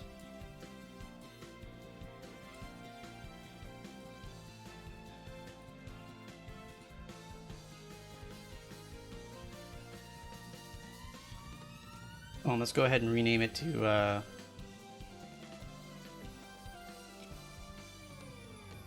Blob.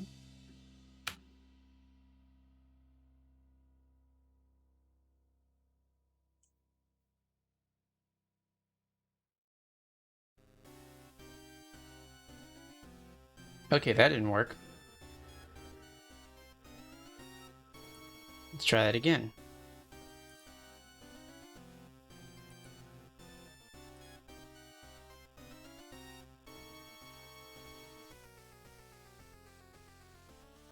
Oh, this song's kind of annoying.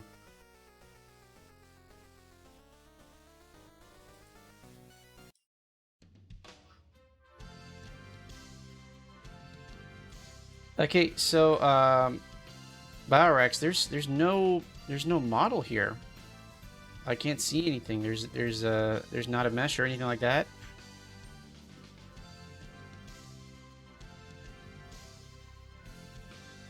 I can't give it a material if there's no faces.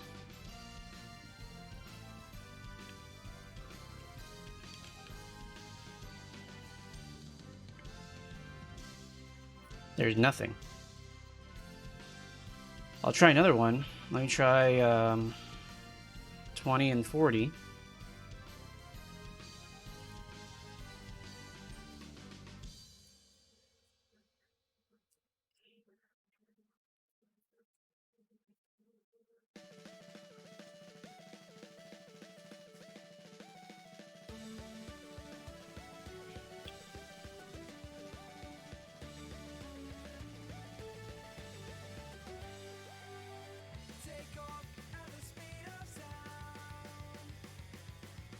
Okay, Untitled 40, Untitled 20. One of these is probably going to be right?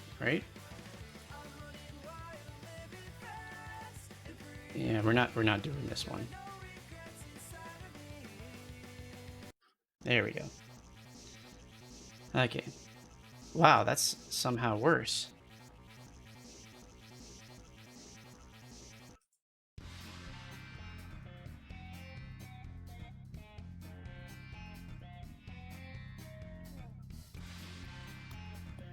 Untitled 20 has nothing in it. Untitled 40. Similarly, so none of these models actually load anything.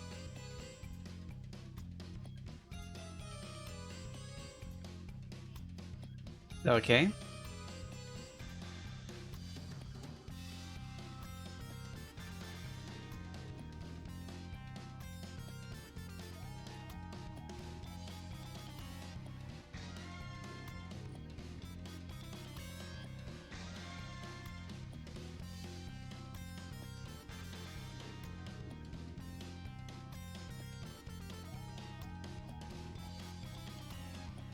Okay, so let's see if we can't figure out what these guys should be.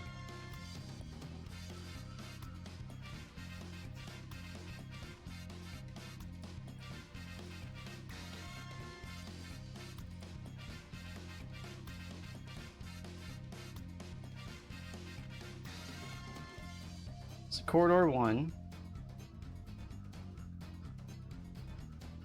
Let's do great.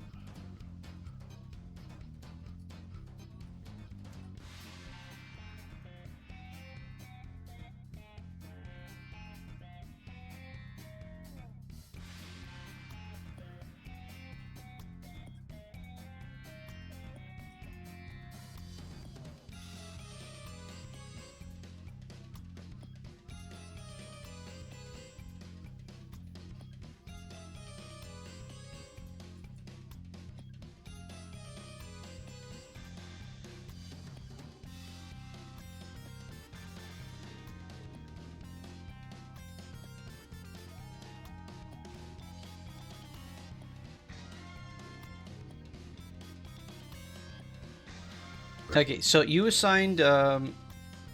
Did you assign materials to these guys yet?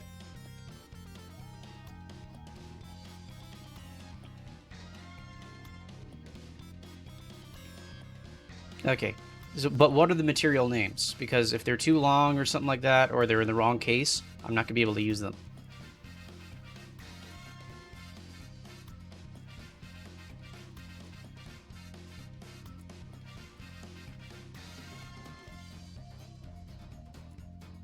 What do you mean the file names?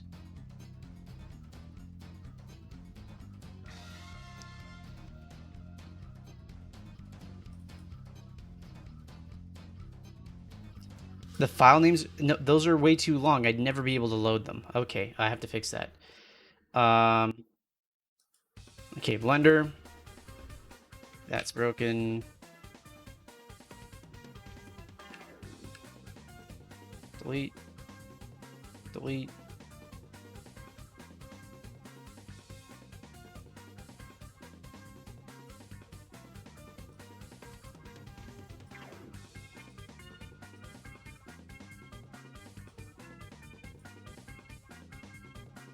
Hmm.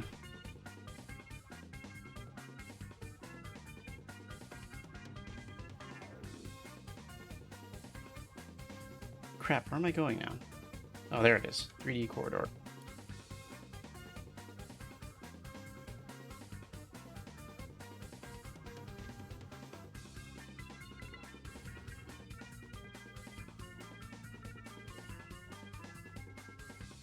Okay.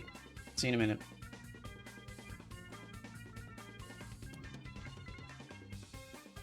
Okay, first off, let's look at the corridor itself. Edit mode, number of faces. Okay, so we still have the same problem with the faces.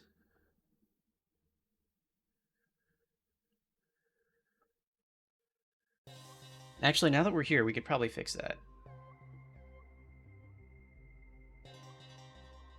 1, 2, 3, 4, 5. Oh, this is worse because things aren't subdivided. Yeah, that's definitely a big problem. Okay, so no, we can't use that one.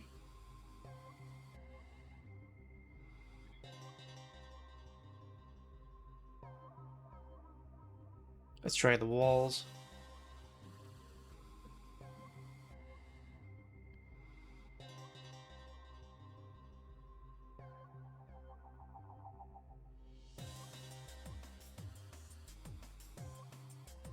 Out of curiosity, we're gonna have to. I'm gonna want to know exactly how tall these guys are. So let's pick out one of these vertices.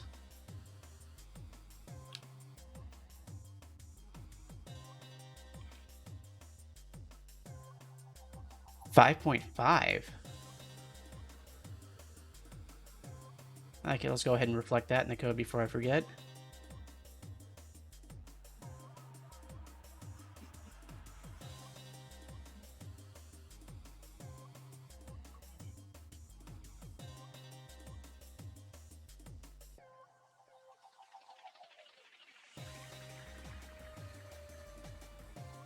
Okay, and the materials. Oh boy.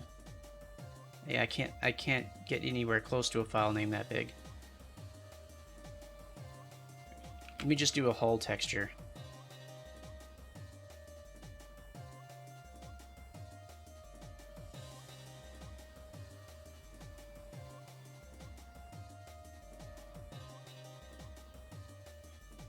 And then do we have backface culling?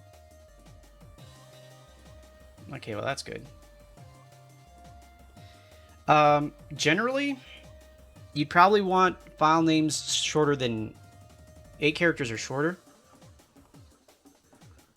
So we couldn't figure out the background issue because it has to do with a conflict with how the palette is handled between Joe Engine and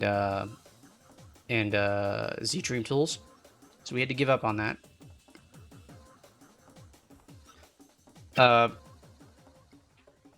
So what I need to do is I need to get a hull. So I'm going to make like a solid colored hull. It should be simple to do. Let me see. Oh, okay. So minimum 5 characters. as well, because we forgot about that problem last time. But I don't think 8 is like a strong limiting factor here. It's just that we try to keep it short just in case. Let me call that holes.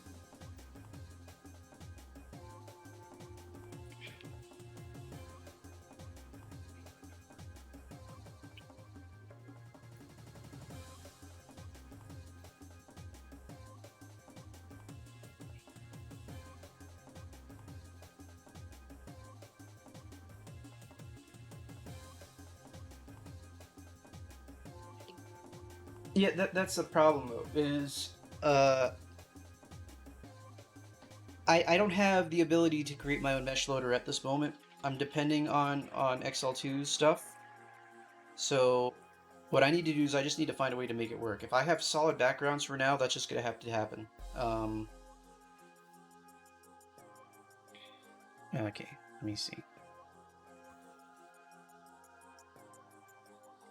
Let's just get a dark gray thing going on here.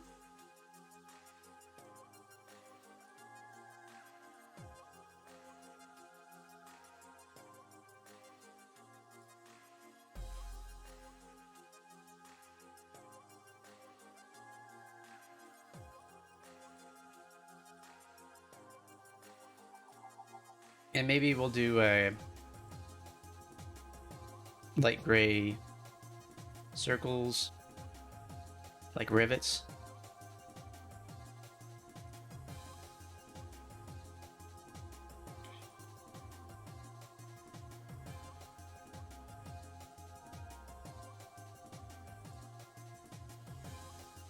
Okay, that light gray is a little too light.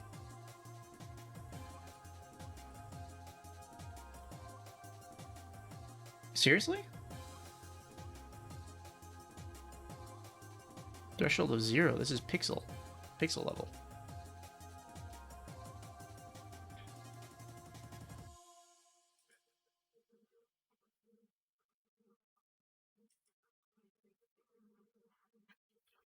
Now let's just do solid for now, because I can't afford to try to resize this.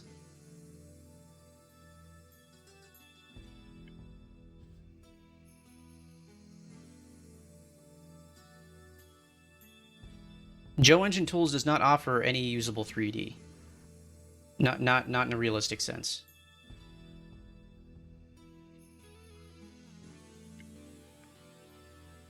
I mean, have you actually tried to put like a 3D model in Joe Engine without using something else?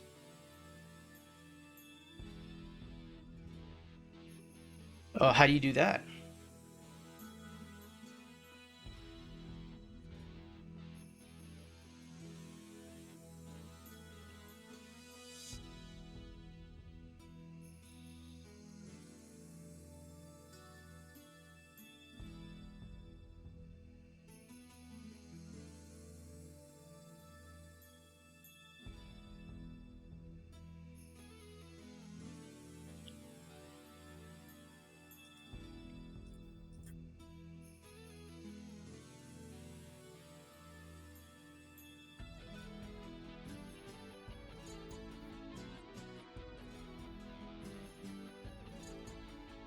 I've never gotten Joe Map Editor to ever do anything I've ever wanted.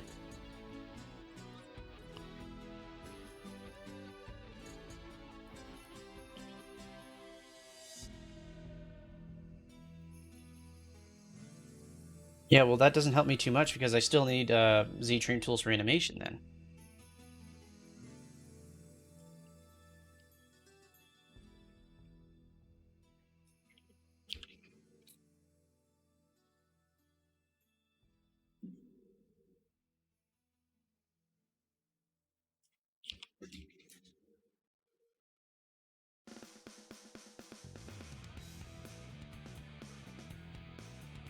Oh, whoops.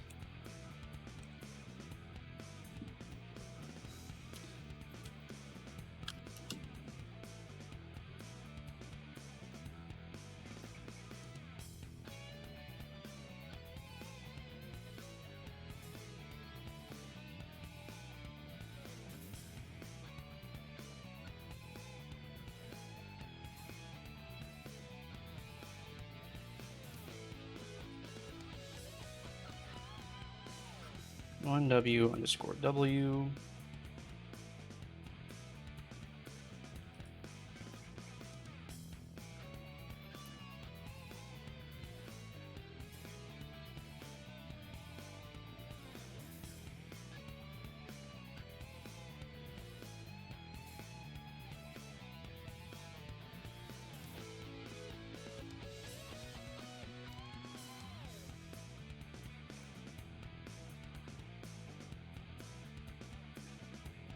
Okay, that sounds right. One color.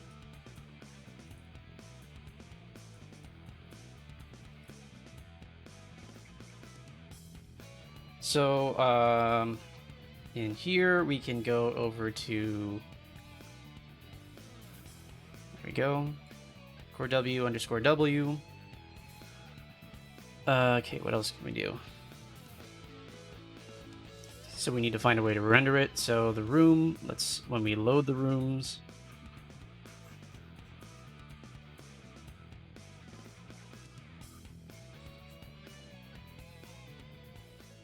interiors, yours.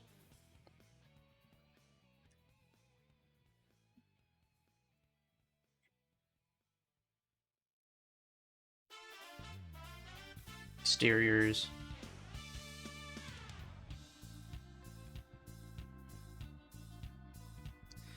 This is okay. So Biorex, let me write out something later on to make it usable. But I think what I'm doing is kind of self-explanatory. There's corridor, number of windows, or sorry, corridor, number of doors, and then this W flag shows that it's a window. In this case, there's a straight with windows, there's an angled with windows, and then the W itself is over here means wall. I mean, obviously that's probably not the best way of doing it, but that's what I have right now. I can rename it later. So we have 1, 2, 3, 4, 5. So we want to add 5 to whatever we're doing for now. Or I guess for the loading code, I only have 1, so let me just do equals 5.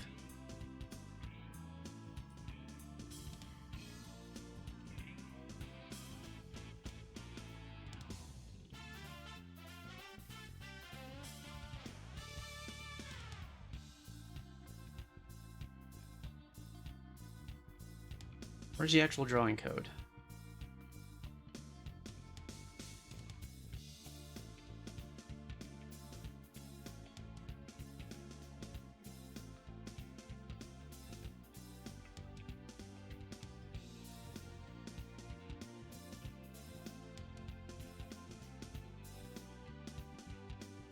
Whoops.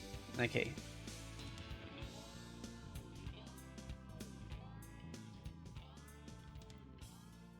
Draw interior.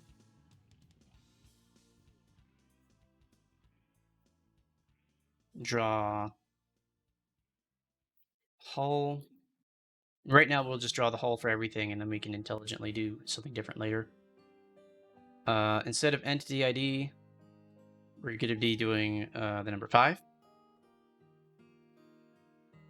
And we'll see how that works out.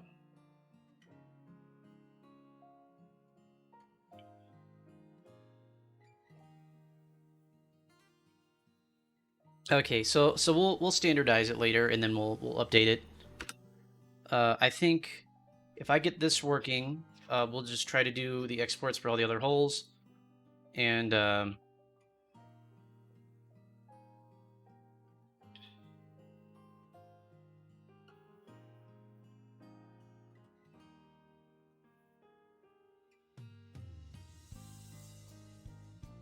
okay, so the hulls are like overlapping.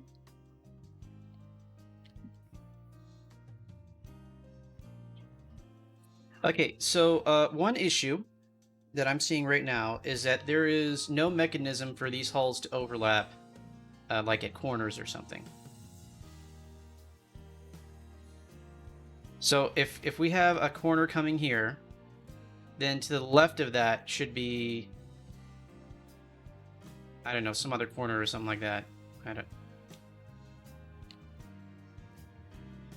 Actually, this rotation doesn't look like it's right either.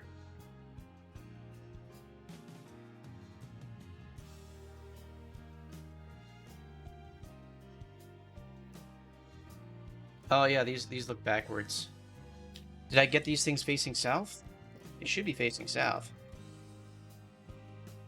Oh, maybe they're facing north. Oops. Rotate Z 180.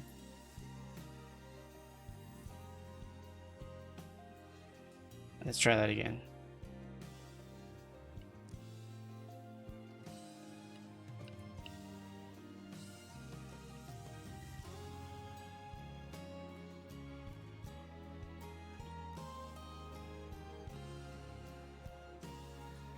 And then we'll do that thing again.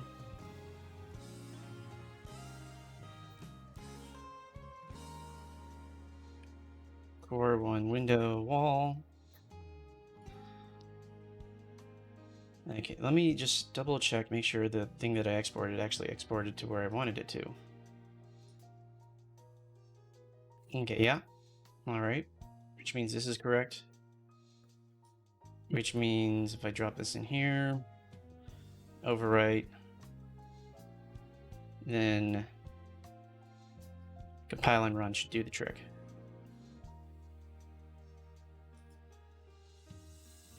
Corridor.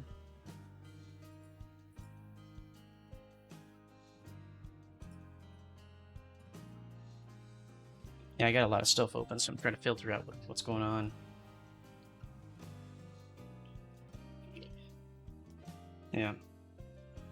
So the primary doorway should always be facing south inside the model, and then rotate it into position.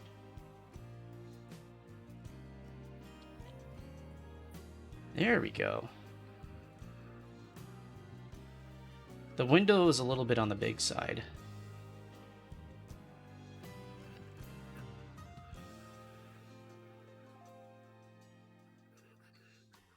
Let me see. Yeah, I don't think these windows are the same size. That might be an issue.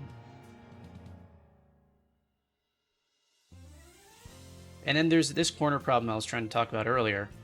When these two guys are meeting up, there's no real intersection here, and for some reason they're not even touching here, and they should be.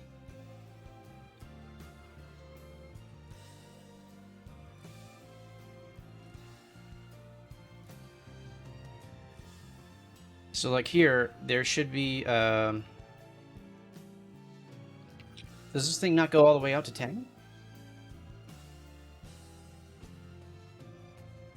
Because if it doesn't go out to 10, then that means it's not going to tessellate.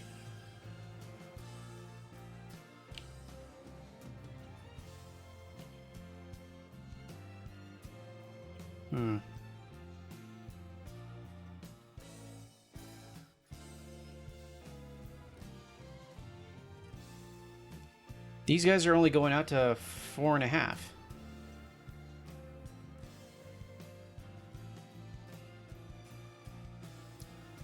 Biorex, I only exported the one model just to test it out for now.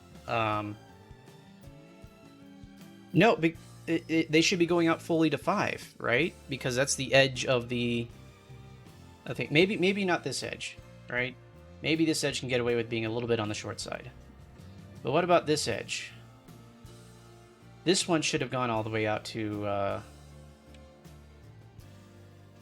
2.5. What? No. Which way is Y? Yeah, this edge should have been at full displacement. Because it needs to meet the other wall. It says it's at... I don't understand how it can be at 2.5. That doesn't make any sense to me. Let me try this one. Okay, Y and Z mean different things now. So if this one goes all the way at 5, why is it not meeting the other walls? Let's try simplifying the room geometry.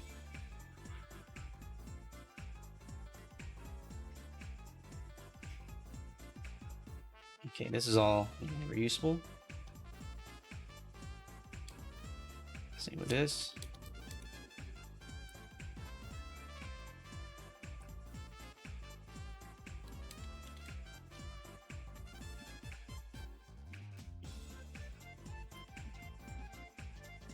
Oh boy, so many functions. Draw rooms, load rooms, generate rooms, that's what we want.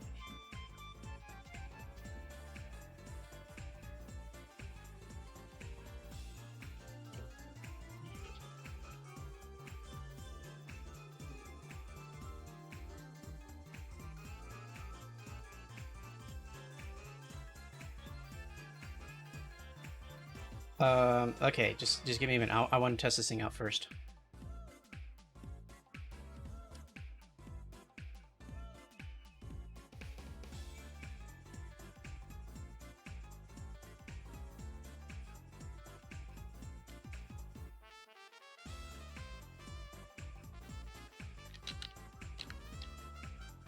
Okay, so these two should have hole. Okay, these holes touch.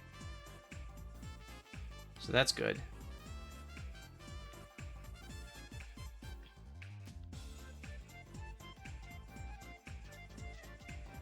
Okay, so let's because the concern that I have is that if we're coming into a like a U bend. So let me try to simulate that, and then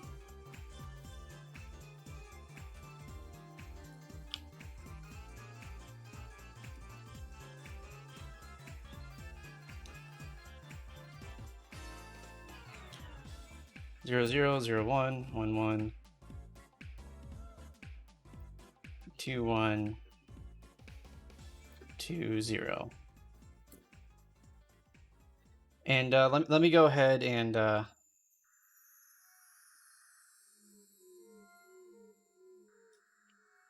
export the rest.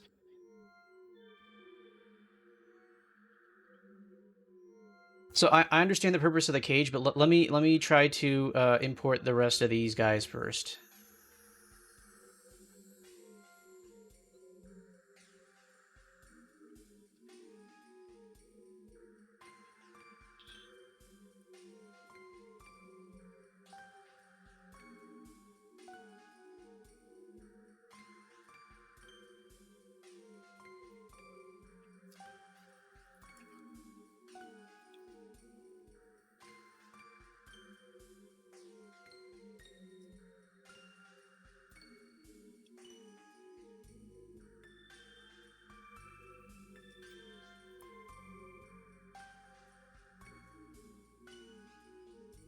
Okay, so rotate Y 180. Whoa, okay. Control Z. Was it rotate Z 180? No, that wasn't it. Rotate Y 180. Why is this guy so high up?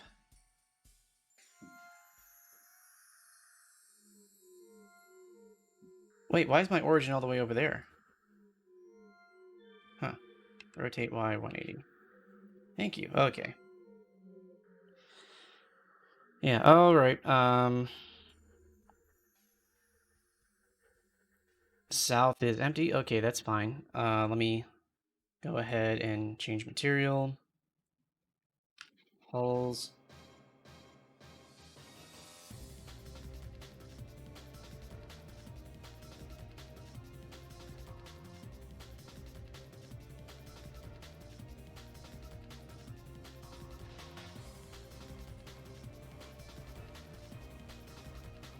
Okay, I'm just gonna export the last few of these guys to try and figure out what's going on. So this is the straight section.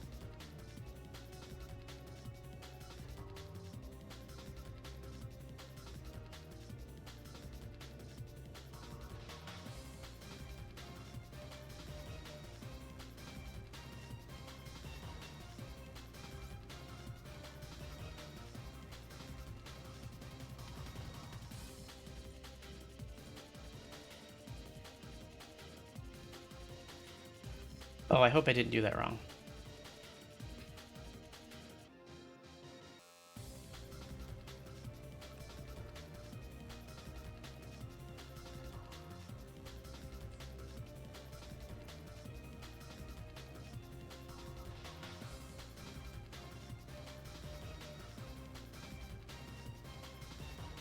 Yeah, I need the Saturn preset, not the other one. Okay.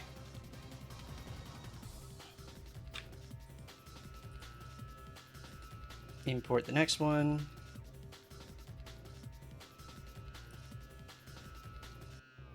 Angled exterior. There we go. Rotate Y 180. Perfect. Walls.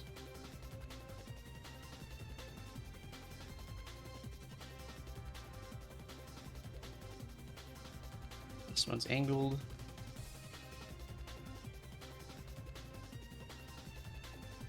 Ah, crap. Forgot. Saturn presets. Delete. Import. What was it?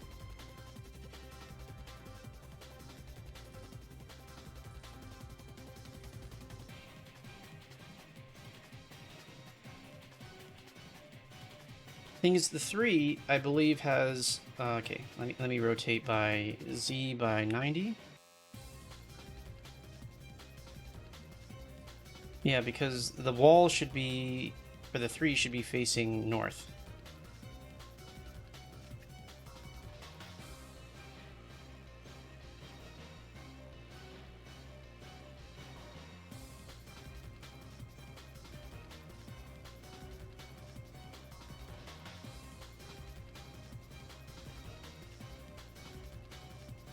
Using Saturn presets. Okay, now let's import the last one. And I don't think this one is going to have anything to do with anything, actually. It should basically be empty. Yeah, it shouldn't have anything.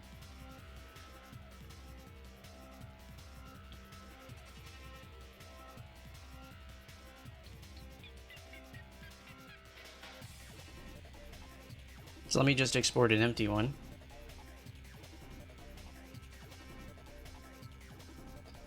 And then we get to try to handle all these guys.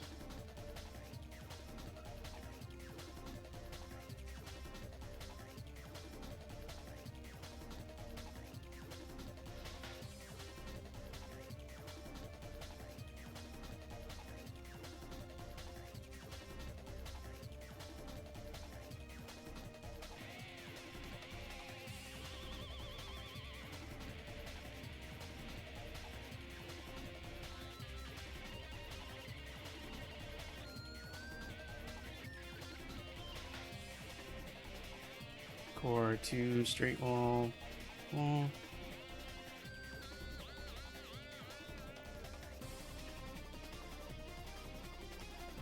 Core 3 wall.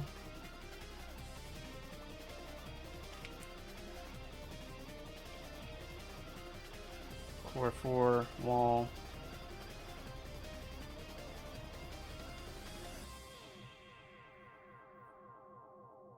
Okay, so now for the purposes of bookkeeping, I have an empty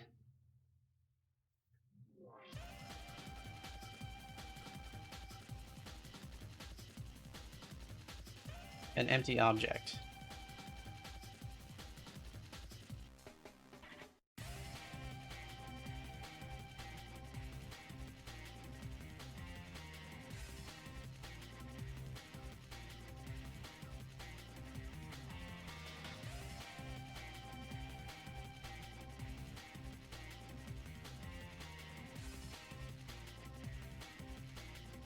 Where do I load the... okay, there we go.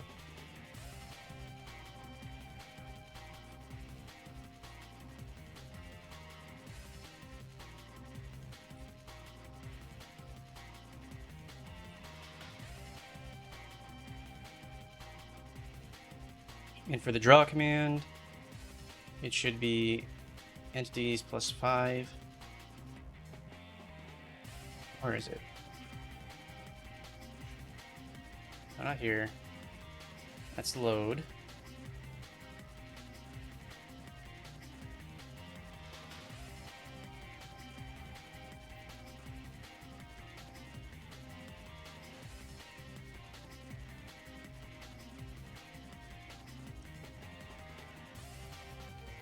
Yeah, but I'm not drawing that just yet.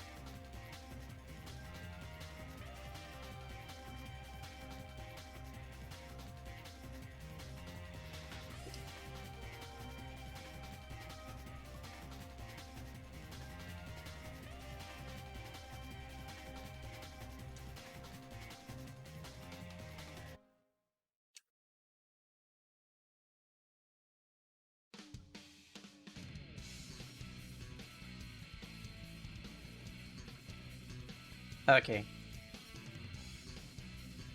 So this was the problem I was anticipating, something like this happening, where the corners don't meet around an inside corner. And the outside walls meet, that's good.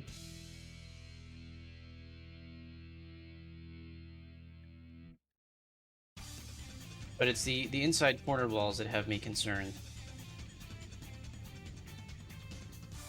Because I don't know how these things are meant to meet.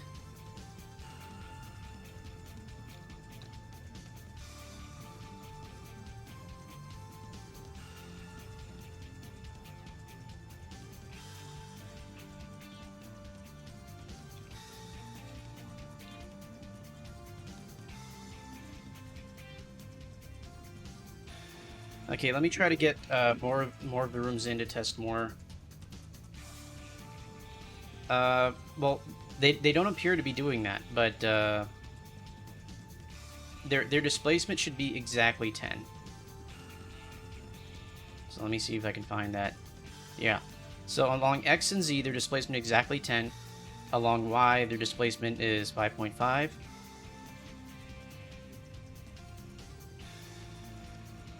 Alright, let me go ahead and get rid of that.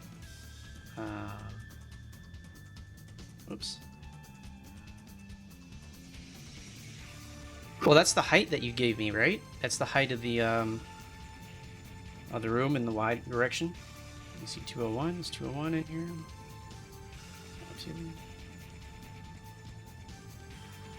6? Okay.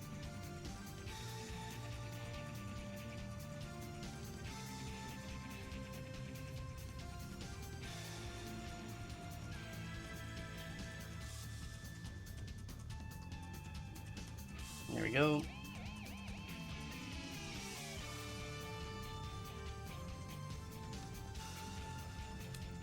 Hopefully I don't have any rooms double up on here.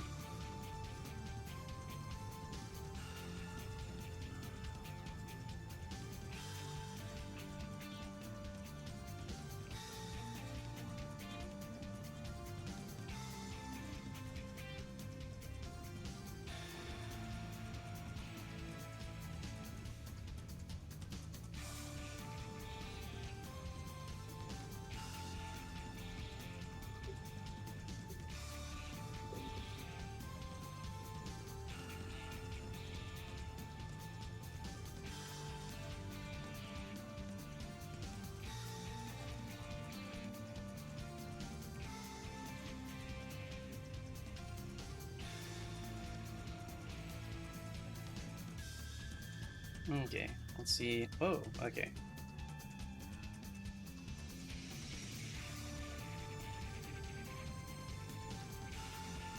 Huh. What's behind here? Oh, did you make one without a window? Is that the 3? I guess 3 doesn't have a window.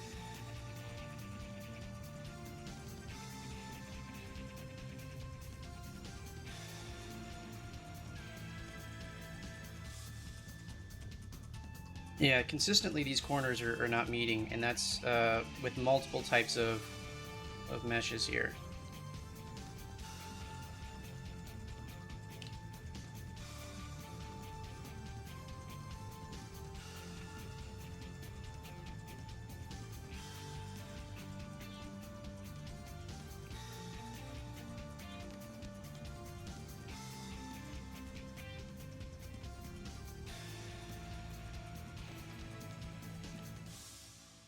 Okay, we'll do the cage next. So this is empty. Let's import.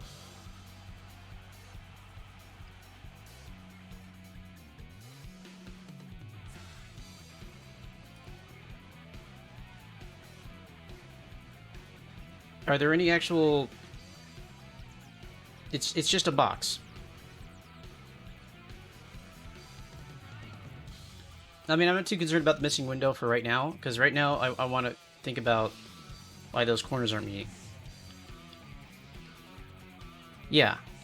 So I get it. I trust that the sizes are what they are. I mean, I believe that.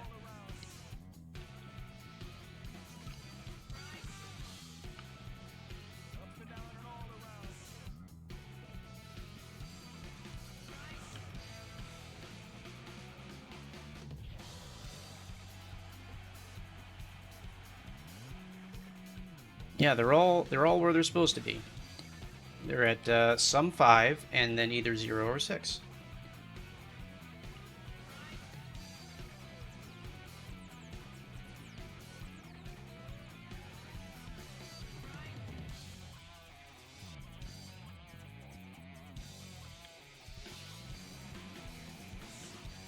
Okay, what do I do? Just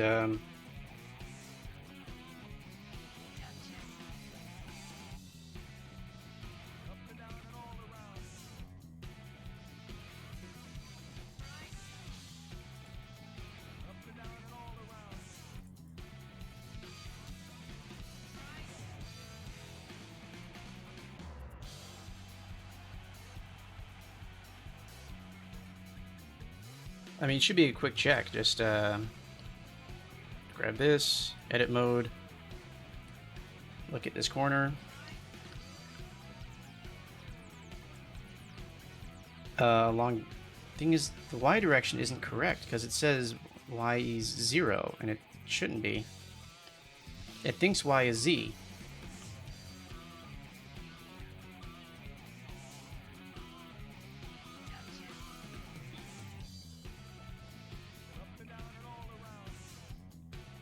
Oh my goodness, okay.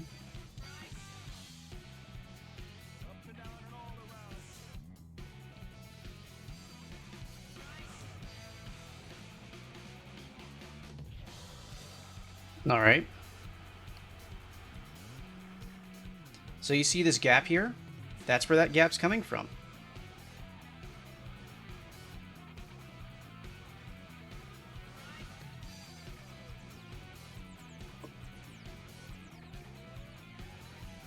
So there's this huge gap here, and that huge gap is going to be happening around the corner as well.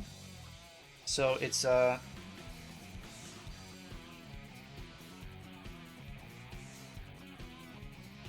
two are not going to connect properly.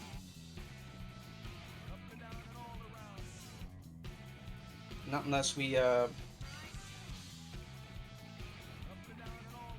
essentially you're going to have to add a beveled corner on all the other models where there's a blank edge.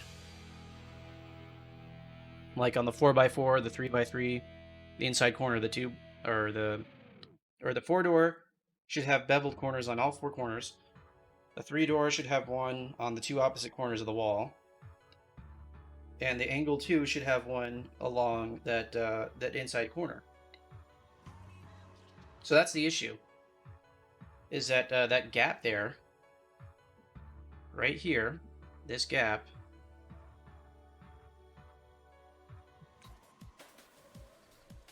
is why that gap is appearing. But also the windows appear to be the wrong size. Like they're too big and they're showing some weird clipping behavior. Like here, let me also import the interior.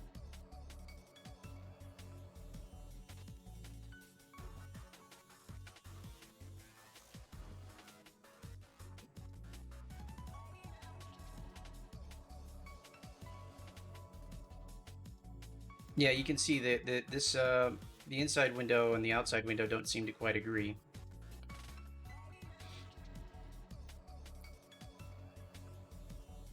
Yeah.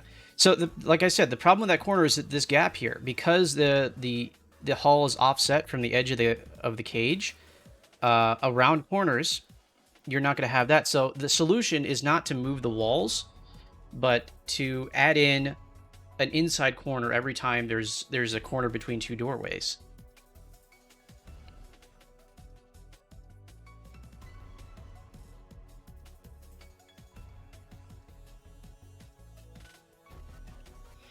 Anyway, so it's been a little bit. We haven't really accomplished much, but I know what I need to ask, and I know what information I need to gather. So I think I'm gonna call it in for now, and I'll work with you on Discord with regards to these models for now, and then next time, I don't know when the next time I'm gonna stream is. Probably sometime during the week. In my evening time, so probably not convenient for you, but I will try to continue this and try to get continue to work on the intelligent rendering order along with implementing all these extra holes.